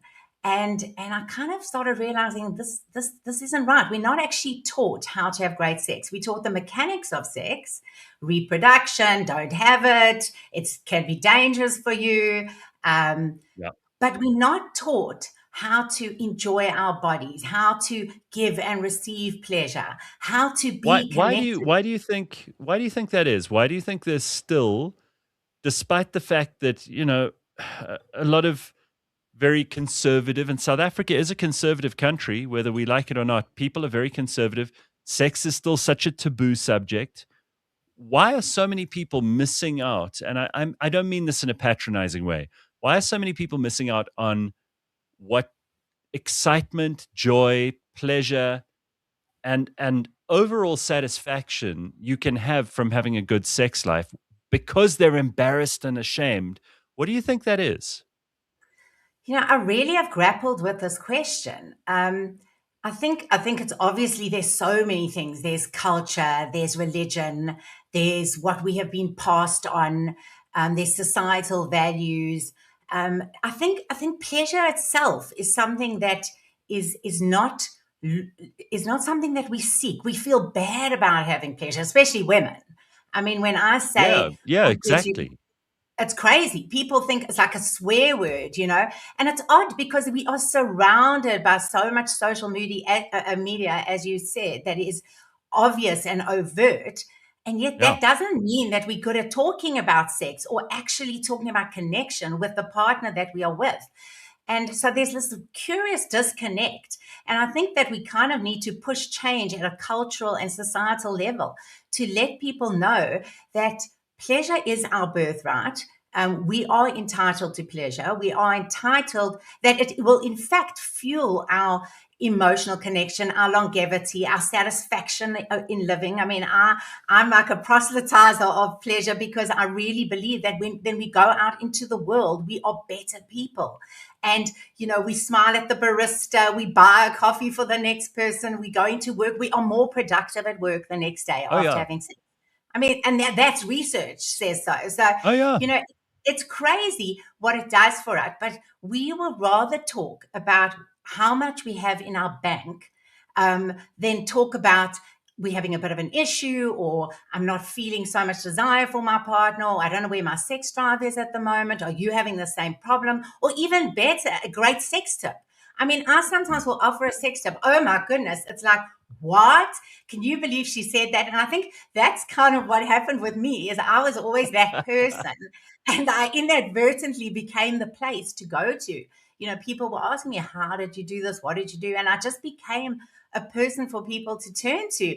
And I realized that actually this is the time. Like, I really feel we are at a place that we can really start making a difference, that we can start seeing sex as something that can improve our life, our connections, our longevity. We're so interested in longevity, but this is often an Yeah. area that we ignore. And that's what I want to push. I want to push Well, change. I couldn't agree with you more. Just in terms of, also, it's people look at it as a sort of an insult, but you say, I can tell that she or he hasn't had sex in a long time because they're very crabby and grumpy and easily agitated. This is not a happy person. Your book, by the way, I've put up on the screen. It's called Sexponential. Sorry, Transform Your Sex Life. And that's available. I do have to quickly show you. This is very funny. Jody says in the comments when you came on, thought for a moment Diana Ross had joined the show. I love it. I normally get what's the name from Meet the Fockers? Roz. You cannot Oh, believe how everyone thinks yes. I'm Rosalind Yes. Fokker. So that's a new Yeah. one. I'll take it. Thank you very much. I like Rosalind Fokker for you. That's actually good. That's good. Thank you. Thank you. All I right. often So, say yes, but I'm real. She's not, but Yeah, I love this. All right, so what kind of people have you been coaching so far, and do they come from all walks of life? Are these high-powered business people? Are they ordinary folks who are trying to hold down a 9 to 5 and they just don't get any time to get the sex right? Like, who have you been coaching so far, and what kind of people come to you for help? Okay, so that is the thing. I think it is a great leveler. Sex is a great leveler. It's something Mm, that everyone is having, and it doesn't matter what economic level you are at, or what you mm, do, or where you're from. We're all having sex, and we all want to have sex. We have good sex. We just kind of don't really know how. And I think where my passion is that thick middle. The erotic fringes, they have places to go, to find out, what is this? Where can I go to find it? There are places for them to explore their sexuality. And I think maybe they're forced into it because they feel the need to explore the sexuality. But the thick middle, those of us, Joe and Jane Average, who are basically usually monogamous, who are just living their lives the best way they know how, and now they don't know what to do because they are having, and I always say this, they're not normally having bad sex lives, they're having dull, boring, repetitive sex, mm. predictable sex that they could really do without. And they don't know where to take this to and how to talk about it because there's such a stigma or such a shame to saying, oh my God, it's so bloody boring. Why are Yeah, we having this? Do you really want to be having it? And then we fall into those tropes of the woman saying, oh God, he wants it again. Him saying, oh, the last time I had a blowjob was when she was trying to get me. And I hate those tropes. So I position myself. I'm there to help you, the Joe and Jane Average, who to let you know that yes, you're normal. That all of us go through these moments of desire discrepancies, struggling to orgasm, and not knowing what we want. Fantasies, wondering whether our fantasies are normal. I want you to understand that. So when you ask me who have I seen, I've seen it all, but everybody. I don't want to be a place where people come to for problems. I am that Okay, person. I want to amplify your experience in okay. the bedroom, and we can all amplify our experience. And I think that's something is a new thing. I'm trying to get people to understand that you don't have to say. Sometimes I'll tell people I'm a sex coach, and they say like, "Oh, I don't need you." Now, first of all, of course, I know then that actually you do need me because if you're saying that, we all need me, including Yeah, myself. Um, right. but I want everyone to feel as normal, like saying, guess what? I'm going to my business coach today. I'm going to the gym. I want accountability. I want some tips. I know how to lift weights, but you know what? I don't know how to change it, or I've aged, and now that what was working for me isn't working for me. And why don't we apply that same logic to sex? And I I am that I person. don't know if you do the same thing, but often when I'll go to a restaurant and I arrive early, I'll look around and see who's sitting there and try to figure out. Mm. I have this idea of like, let me build this person's story, even if it's complete fantasy and I've made it up in my head. And I'll see a couple sitting there, and they're probably in their maybe their 30s or their 40s, so they're still in the prime of their life in some way. And you think, those two look like they definitely don't have sex anymore. You just get a vibe. You get a vibe from them. You can tell, like they obviously married or they've been together a while because they look like they're bored with each other. And I often think, how do people get that excitement back into their lives, especially if they've got distractions now that they.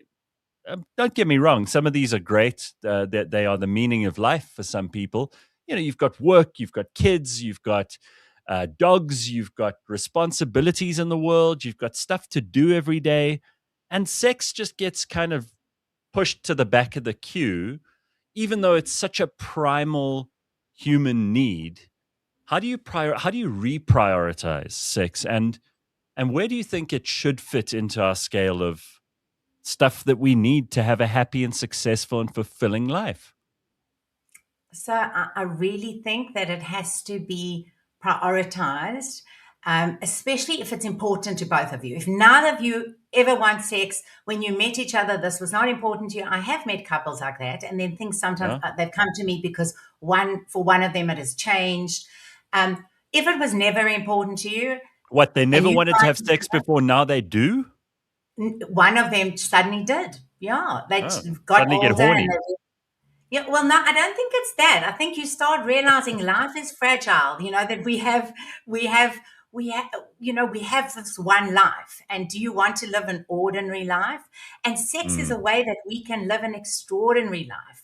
You know, we can have passion and excitement and joy and adventure and novelty all within our relationship.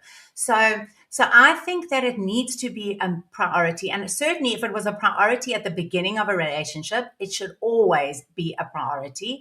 And that is why you need to actually plan for it to stay there. So just like, is exercise important to you? Is building, you know, is what do we want? Do we want 3 kids? Do we want a house? Do we want to work and be successful? Do we want to, you know, maintain our fitness? Those things, if those are important to you at the beginning of a relationship, they should always stay important to you. But I think what happens is we fall into love and then we think, okay, there we go. We've made our permanent deal. We're now in love. We never have to do anything to keep us in that place. And I have a theory that love is a place that we fall into, say, but desire is a landscape that we keep traversing.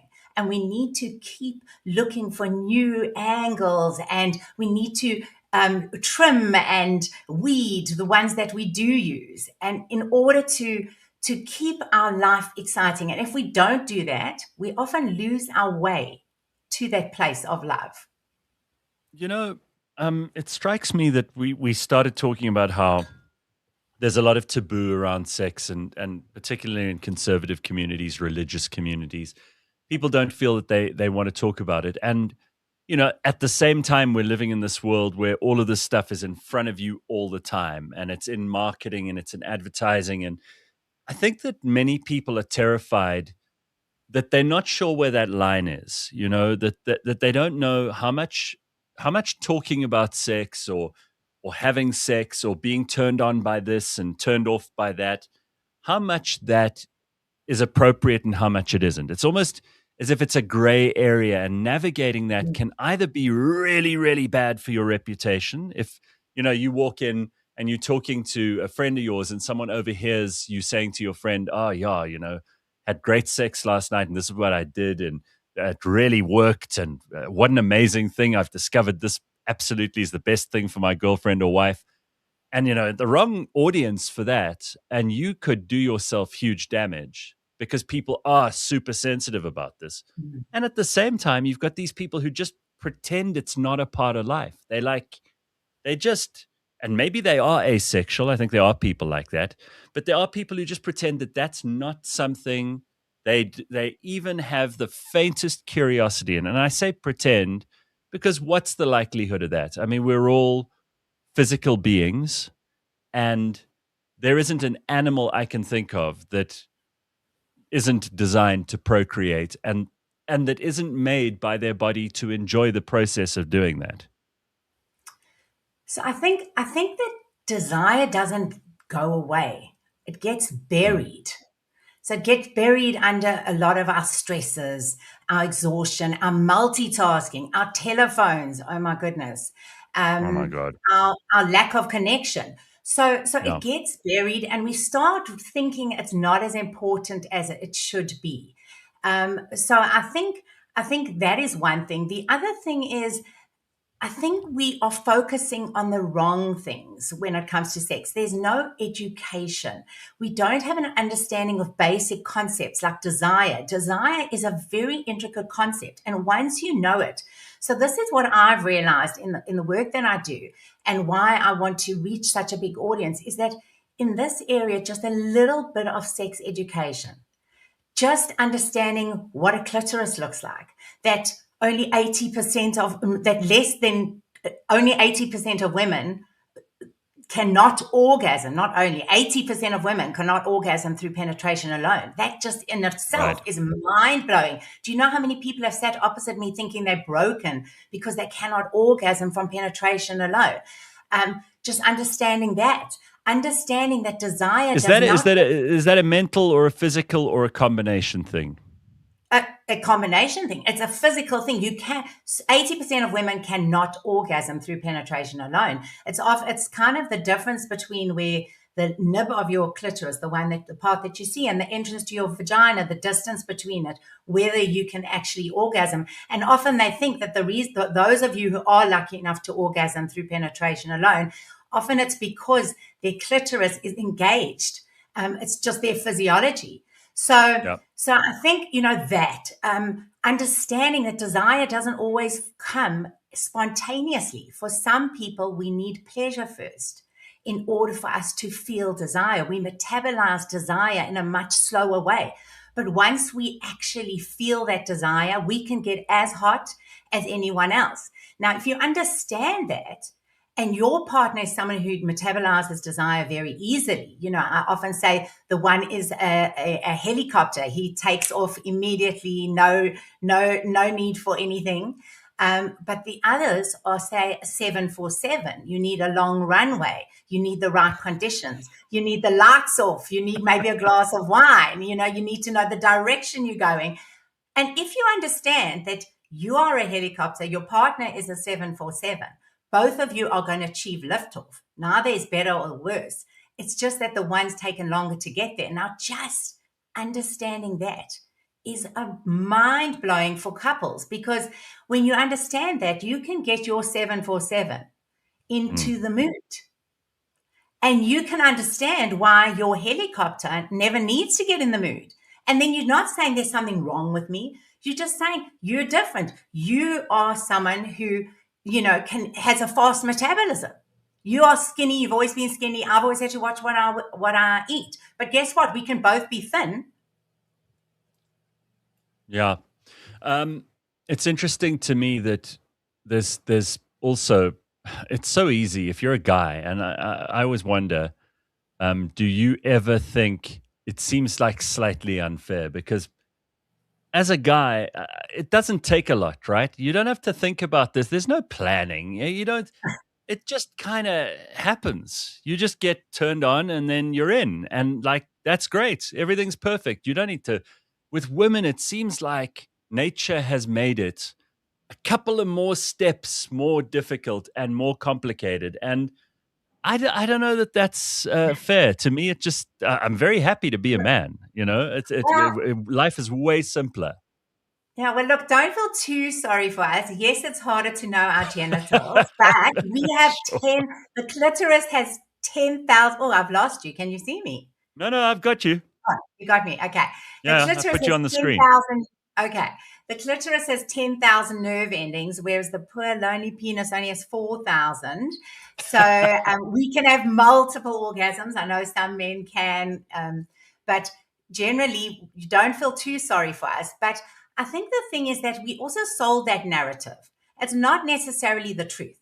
For some men, and maybe if we are going for generalization, yes, for men, they experience spontaneous desire. So they are more helicopters. Okay. But a lot of men are not. I have seen so many men. And in fact, that makes it even more difficult, because if you're a man listening to Gareth Cliff saying it's so easy for us, now that guy's sitting there thinking, oh my God, what is wrong with me? Why do I not feel this desire? But if he understands that actually there's nothing wrong with him, he's actually he's an S747. He just needs to work at getting that desire. Then it can change everything. Now he's not thinking there's something wrong with me. He's like, oh, okay, I'm just wired differently. And also in long-term relationships, even you in a long-term relationship can suddenly start thinking, do I really want to have sex now? It's the same person. We're going to be having it in the same way.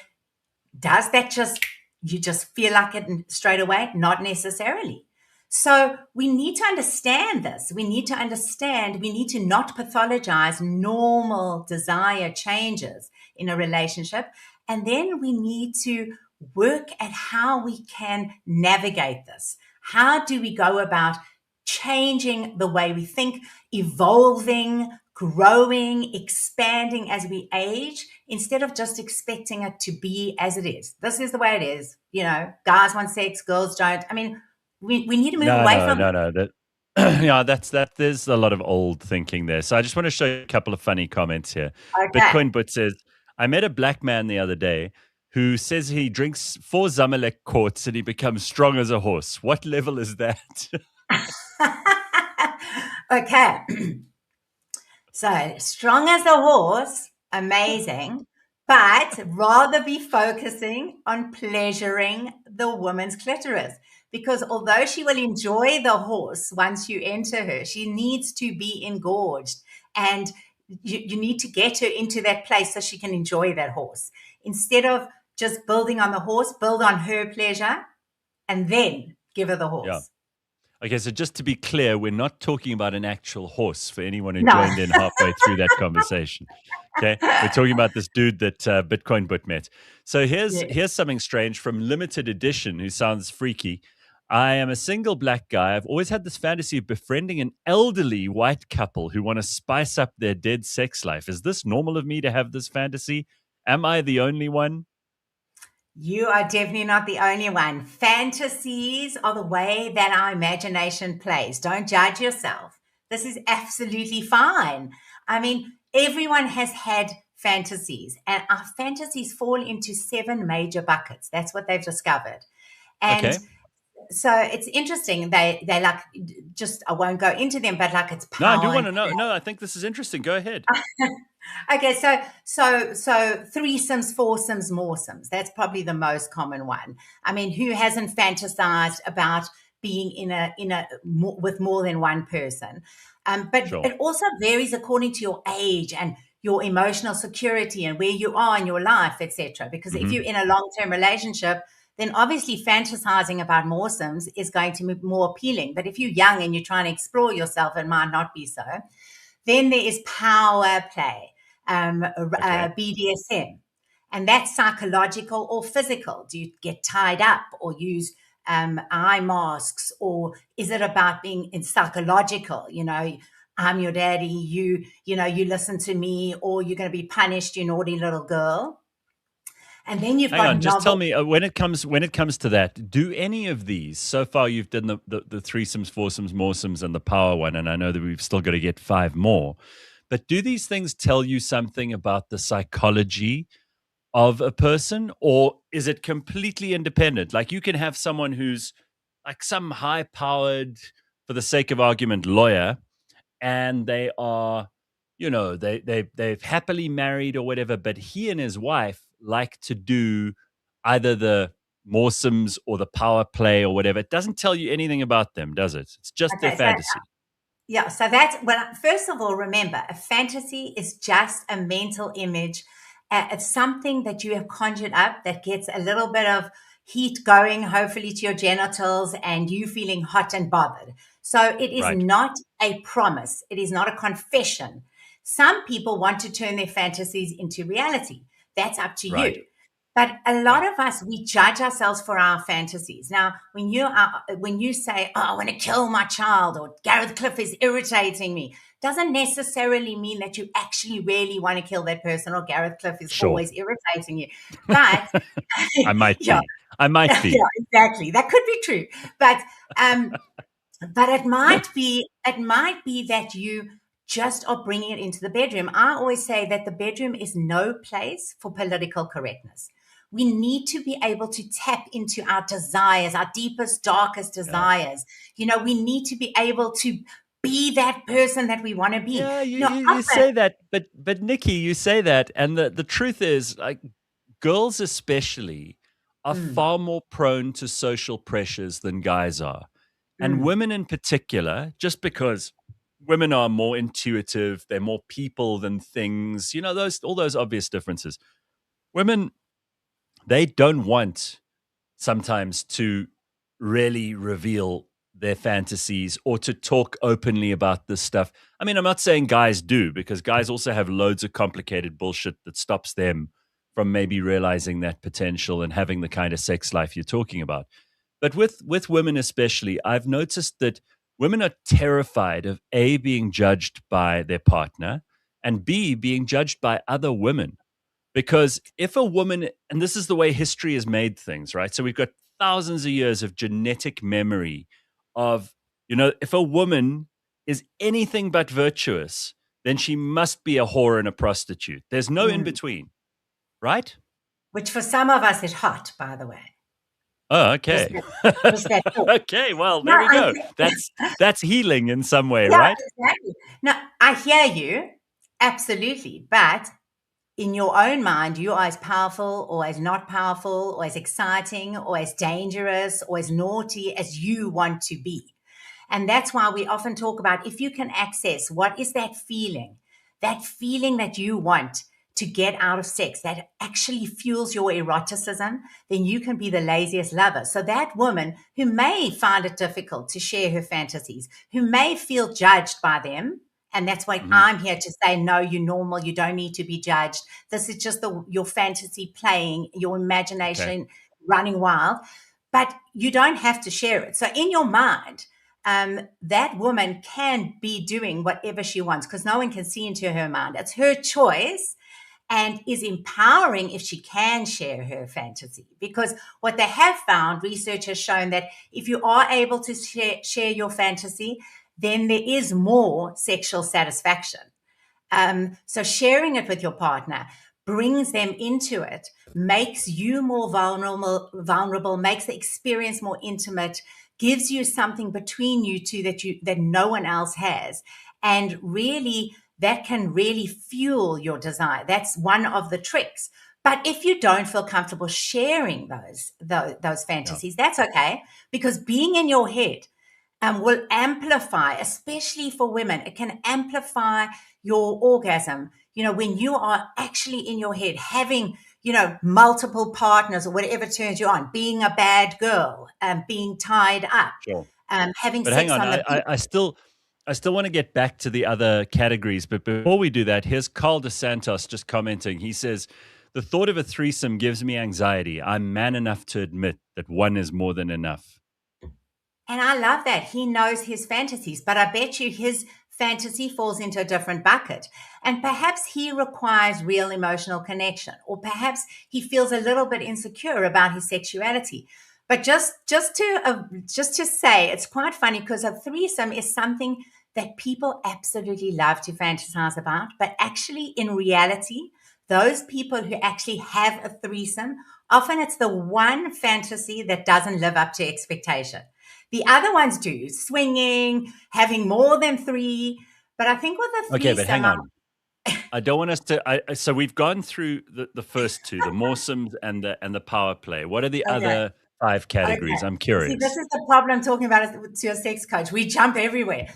Okay, so, but remember, this keeps novelty and excitement and variety in our relationship, Gareth. Okay, so there is novelty and adventure. That is essential. Doing it in a different place, at a different time, maybe with a different person, but it doesn't have to be those small changes in, having sex on the beach. And the funny thing is we live. That is a terrible idea, by the way. I mean, that's sand. Totally, I agree with you. But let me tell you something. People remember those different times, that sex in the car. It wasn't so great when you thought about it. She probably didn't come, but it was so exciting at the time. And you're one of those people who can have sex in the car or sex on the beach or using a new toy or changing position, even just changing, moving where you are on the bed, moving sides, going from putting your head where your toes are, just small little changes reap massive rewards in the bedroom. They don't need to be massive changes. Really? So changing where you are on the bed.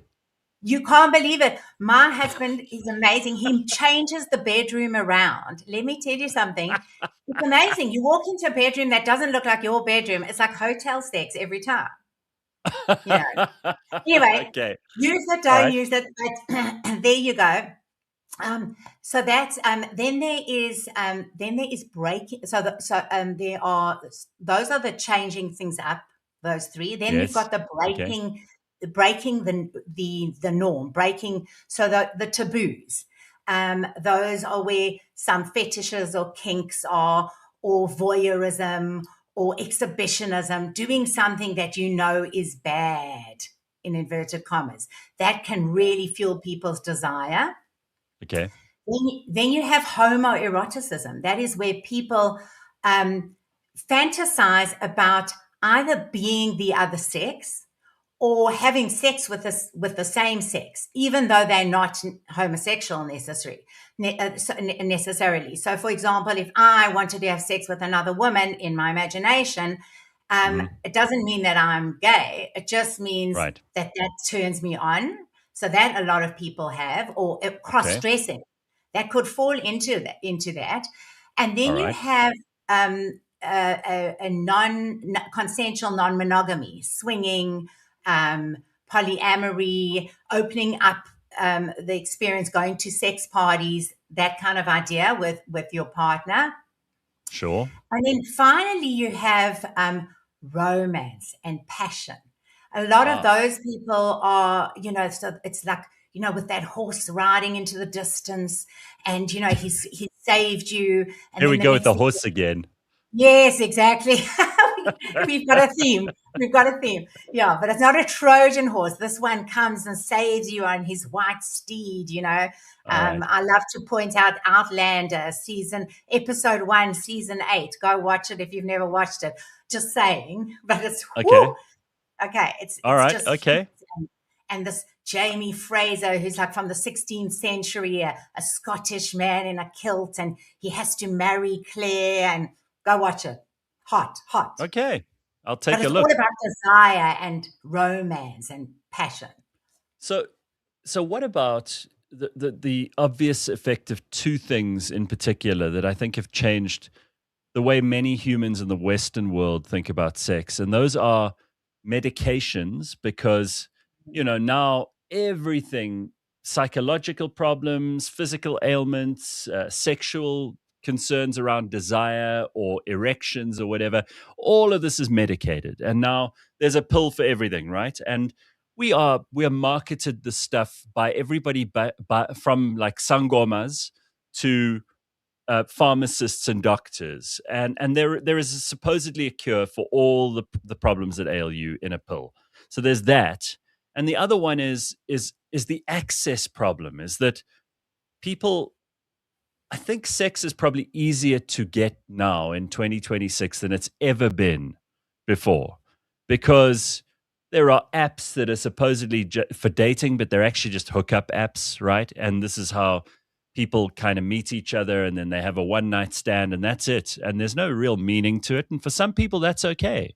But for many, it's completely unfulfilling and unsustainable. And they get a yucky feeling afterwards, because they go, yeah, look, I had sex and it was fun and it was hot and everything. But the next day I'm like, oh, I shouldn't have done that. That doesn't feel good, because it almost feels like we were just using each other, kind of thing.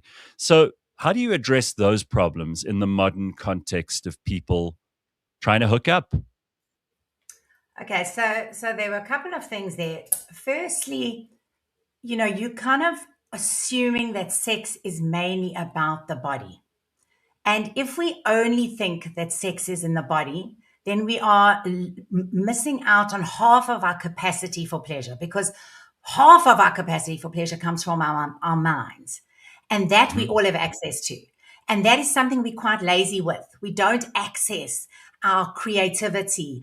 And that's kind of, I speak about that in the book because I have an equation. We don't access creativity. We don't think of the creativity when it comes to sex. So we don't think about how we can enhance this experience.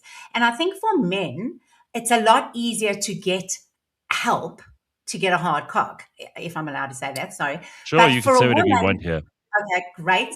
Okay, so for a woman, we have, it's harder for us to get aroused.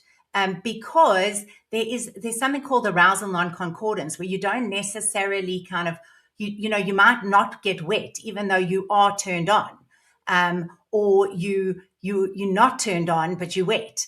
And I think because we don't see our genitals, we often don't actually have an understanding about our bodies. Whereas men kind of see their hard cock and they think, oh, I'm turned on. If I don't have a hard cock, I'm not turned on. It's not as simple as that. And I think how do we access our minds? And that's what we have to learn to do. And in that regard, there are now so many things that can help us. There are things we can watch, things we can listen to. There's ethical porn now that you can feel comfortable recommending to, and that women can find really hot. It's for women, by women, for couples, and it Right. helps us access our desire. We can listen to things, we can hear stories, we can access that part of ourselves that can give us a greater experience in the bedroom. So although they are marketing certain pills, they don't really work for women. I mean, obviously, if you've Yeah. got a hormonal imbalance or there is Yeah. something that's off physiologically, yes. But to tap into our minds, that's something we need to learn to do. Well, And that's I something. think it's probably a good thing that there isn't a pill that can immediately turn women on, because we know that men would find a way to abuse that, right? And we just know. And Yeah. and that's, I mean, I want to keep this away from the dark things that can go wrong, the things that are actually, bad for society, that are bad for morality, that are bad for your feeling of kind of what consciousness is and being part of the world and all of that stuff. So I want to keep it in the realm of positive and happy, because I think sex should be those things. Mm. Um, but the second part of this, which is the overstimulation and the availability of sex, and you did mention your equation, so maybe you should just throw that in before you answer my question. Your equation, I feel you've copied this equation from somebody, but maybe I'm just Oh, being, I wonder who it could be. yeah, So tell us. E equals MC cubed. So like Einstein, but with an Cubed, extra not C. squared. Not squared. No. I had Okay, to so add you've an changed extra it. C. All right. I changed it. I think I amplified it. Okay. That's why I You called it have. Sexponential. Growing. Exponentially. That's it. Yeah, yeah, Yeah. yeah, yeah, yeah, sure. Exactly. Because I wanted people to associate sex with growth, with amplification, with something that can be better. And it's not something that we normally do associate with sex. So I came up with this equation when I just noticed that we all having the same issues. It's like a common issue. We see sex, we can talk about sex when it's not related to us. We use these, kind of broad-based terms, but we never go deep. We don't understand desire. We don't understand our bodies. We don't understand our Mhm. minds. We judge ourselves. So for erotic energy, and that's really that fire. I'm not talking about just sex. That's sex that really, as you could take or leave. It's that erotic fire, that playfulness within us, that amplification within us, the thing that makes us human. In order to have that, I've given you an equation, and in the book I give you practical tools and tips. You need mindfulness. So obviously you need to be in your body. You need to be able to feel in order to be able to feel pleasure. If you're not there, and a lot of us with this multitasking and rapid moving world, changing world, we often aren't ever here. So we need to be mindful. We need to be in our bodies.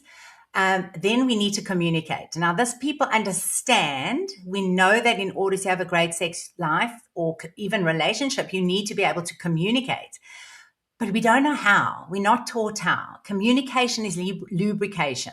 It's the bedrock to making our bed rock. And how? How do we do it? We're not taught how. We are so oversensitive when we do talk about sex, certainly about our own sex lives. And so we need to become less sensitive, more open, and able to talk to our partner in a way that is sharing our truth and allowing them to show up for us. Because one thing, your partner is the expert in their sexuality, but we don't ask them. And then we wonder why they are not satisfied. So communication is the first C. The second C is creativity, which I was talking about, because it's not something that people normally associate with sex. I think this is actually my superpower. I'm very creative, kind of give me an idea. I can help you go down that road. So it's being creative, not just expecting life to, sex to remain exciting all the time without actually having to feed it, having to change it, having to grow it as you grow and change. What you said earlier on about how life gets in the way. We have kids, we have financial issues, we have elderly Sure. parents, our bodies change. How do we navigate all these changes? But bringing creativity into it. And I think that's where I wanted to just say that sex is not just penetration. Sex is a way of being with each other. There are so many different aspects of sex. And yet, for some reason, we call it all penetration. And we need to move away from that. Because kissing is sex, oral is sex, touching is sex, connecting can be sex. What is sex for you? And often when people have problems, that's when they actually start learning that. So that's when you realize that you don't need a horse in the bedroom. And also now they're toys. You definitely don't need a horse. If you can't get a hard cock, don't worry about it. Because guess what? There's a toy. And mostly those toys are used on the clitoris, not inside her. That's also something we don't understand. It's just a tool. It's a tool for having greater sex. So that's the creativity, and there I think modern day with all the things that we have at our disposal, including toys, which I absolutely love and I'm a huge advocate for, especially for women, but also for men. It's just so easy for us to access them. So what's the third C? Is that just cock? Well, we do like cock, but no, it's not, because not everyone likes cock and not everyone needs a cock. So no, the third C is collaboration. And I know that sounds funny, but I think people don't think of sex that sounds as like that sounds like an HR term. That sounds like something that your human resources manager is going to say. Cooperation. We need cooperation. Everybody take hands with each other and let's cooperate. It's collaboration. It's to whatever. collaborate. Okay. Sorry. All right. Come up with a better C. But the point is, it's not a performance. Great sex is not a performance. We need to collaborate. What can we do together to create this amazing sex life that we want? And, in a micro way and a macro way. And we need to do it together. And I often say it's kind of like people see sex as a race to the finish. It's about the destination, but actually it's that journey. And it's like a 3-legged race. You need to be able to move together if you want to get to pinnacles of great pleasure. So sorry you don't like my collaboration. No, I love it. No. Don't give me. What the hell do I know? You've been working on this for years, and you're the expert on this. I'm not going to argue with you. I'm going to keep it. I'm going to keep it, even if Gareth you keep doesn't it. like. Don't listen to me. What the hell do I know? By the way, I found a picture of Roz from Meet the Fockers, and it is absolutely astonishing. Look at that. It's astonishing. If I tell you how many times on social media I get this, you cannot believe it. I've eventually had to I've just got a stock reply. Yes, I agree, but I am real. She's not. Okay, here I am. But I'm very happy to take it. She's amazing. And she was amazing. But in the movie, she's a sex therapist, right? Yes, she is. I know. My poor kids feel the same way, I think. But that is what we call beshit. Yeah, exactly. That's what it is. 100%. Exactly. Yeah. Okay, so limited edition, who's been posting lots of very horny messages all morning, says we must bring sex addicts, machoshas, and swingers onto the show now. I'm really enjoying all these sex talks. So clearly, this is what my audience wants as well. Okay. Well, I love to talk about sex. Bring me anytime. I'm happy to talk about it. I will. You've been a tremendous hit. Listen to all these comments and questions. So a couple of things here. Is it me, or does it feel like this morning it feels like a Freaky Friday, says Yonda and Diki. Well, Yonda, if it gets you all charged up for the weekend, we're all for it, right? Aren't we? I know. And you know what? Yonda has put the nail on the head here, is that talking about sex can often fuel our desire for sex. And that is something, my passion is giving talks to big audiences, to spread the word, to normalize talking about sex, to understanding these issues that we all have, but just don't know about. And what I love people to realize is that, yes, it actually gets us hot, and we need to take that home and make it personal. Because, if you haven't left for work and you and your partner have been listening, go and connect in a different way, slightly differently, in a different room, on the couch, in the shower, get the kids off to school, and then say, hey, when the last did we do this? I can promise you, just those little things give you that kind of little feeling and friction with your partner. All right. So how would you rate South Africa's sexual health if you had to compare it to other countries? I mean, I've got friends and people that I've met overseas, and it seems to me like in Europe they're much more chilled and relaxed about sex. There are certain Asian countries where sex is probably the biggest subject, even if it's not spoken about in certain contexts. In South Africa, though, we almost pretend a lot of the time, and I'm talking about black, white, old, young, rich, poor. We seem to have this idea that this is not a subject to discuss openly. And you're a trailblazer in this way. And there are a couple of people, I'm sure, who are doing what you do. But you've written this book. How are we going to change that so that we can get to a point where we can talk about stuff like we are this morning on the show, and people don't have to feel threatened by it, and people don't have to feel like it's they're participating in something that they shouldn't be, and that they can learn from this and improve and open up their opportunities and possibilities and really have fun.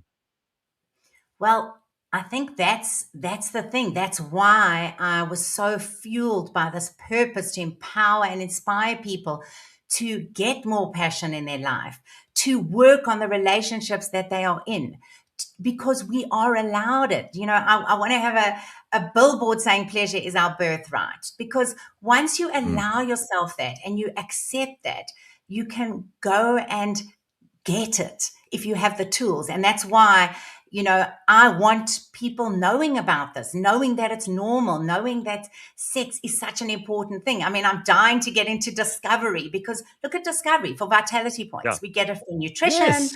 we get it for exercise, we get it for sleep. What about sexual wellness? Honestly, Listen, if you do it right, it's a good cardio workout apart from anything else, right? absolutely. But look at the health benefits. Your heart works better. It takes away Yeah. pain. When people say, sorry, I've got a headache, actually, you should be having sex. It helps with the headache. It helps with pain. I know. There are a Your lot of partner- husbands. There are a lot of husbands who are going to take what you just said and say to their wives, "You see, look at what we learned here from Nicki." Yes, blame me. Talk about me. Use me as your, I'm happy to be that scapegoat. I want to be that scapegoat because I want us to realize. And, I think women, we are the ones who really want exciting, adventurous, novel sex. That's why 50 Shades of Grey spoke so much to us. That's why we are reading these books. There's this dark romance, this dark chick lit in that. That's hot. My God, I don't know if you've read any of those. It's quite like when you're reading it, you're thinking, whoa, why do I find this so hot? And I think it comes back to don't judge yourself for your desires. They are normal. They are okay. I want everyone to understand your desires are just your desires. How you choose to act on them, that's something else. But if you can bring those desires into the bedroom with a willing, consensual partner with boundaries, then why not do it? You're an adult and you can do this forever and ever and ever and live your life into your 80s or 90s having great sex, even if it's not with a hard cock. Even if it's with just touching and joy and pleasure and fun. So what is the one myth about sex that you wish you could help people to unlearn? The one thing that you've encountered through your practice and the many people you've spoken to, the stuff you've read and learned. What is the one myth that we need to get rid of because it's holding us back? I think the most damaging myth is that great sex just happens. And I think if we can understand that anyone can have great sex if you're willing to work at it, and if you've got a partner who wants to work at it, and if you want to share with that person, and if you want to intuit and move forward, then you can have a great sex life. Just like with anything else. You want to have a good career, you work hard. You want to be fit, you go to the gym. You want to be healthy, you eat well. you want to save money so that you have money in the bank. That's how you do it. So if you understand that sex is exactly like that, great sex does not just happen. It does get a boost at the beginning with, the neurochemicals coursing through our bodies. But after that, guess what? We have to work at it. But guess what? Yeah. It's also the most fun work because pleasure is the reward. And why are we saying no to pleasure? That's, I was thinking about what you were saying about pleasure. Why do we so easily park pleasure? And yet pleasure is something that we feel in our inside, in our bodies, Yeah. that we, I mean, think Yeah. about how much attention depression and anxiety get. They're Yes. probably the most talked about things in psychology in the world right now. And there are loads and loads of people who admit openly they suffer from depression and anxiety. We don't access pleasure and explain that we experience that, whether it's, just elation and joy and euphoria, or whether it's actual sexual pleasure.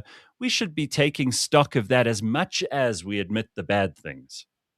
Absolutely. And that brings the little joys to our lives. That Yeah. that kiss goodbye that your Hmm. partner gives you when they leave in the morning. That hello, the look in the eyes, the saying, I want you. You still look beautiful to me. We grow and we change. And if you feed that part of your relationship, you will grow and change together. Hopefully, and create something that gets better and better and better because you've worked at it. And in honest truth, anything you work at is something worth having, and Sure. something that's important to you. So work at it, and you can have the sex life you want. Yeah, Don't just I expect couldn't it to I come couldn't to you. agree with you more. No, I think it's so great that you've written this book, and I'm going to put it back on the screen for anybody who wants to get it, because I think there are loads of people who are also just shy to admit that they don't know they don't know anything, and they want to know more. And if you are too shy to, I don't know, go and see and book an appointment with Nikki, with your husband or wife or whatever, then this is the way to help them, because they can read this quietly. They can leave it on the bedside table as a bit of a, like, hey, do you want to maybe take a look to the other partner? And it could be a start of some really, really good sex for these people. So let's do it. I think And it's great. Gareth, sorry. I do see this All right. comment. I just want to. I love this from Bushveld Butt. He said, "We need to change sex from taboo to do." I love that. Thank you. Thank you. Yeah. That's a great one. But yeah, absolutely. And I think when I wrote the book, I had that in mind, and that's why it's not Mm, like an academic tome. sure. It's got practical exercises, got tips and tools. I give summaries at the end. I even summarize. I have like a timely takeaway that if you don't want to read the whole chapter, you read the last 3 lines in each Cool. chapter.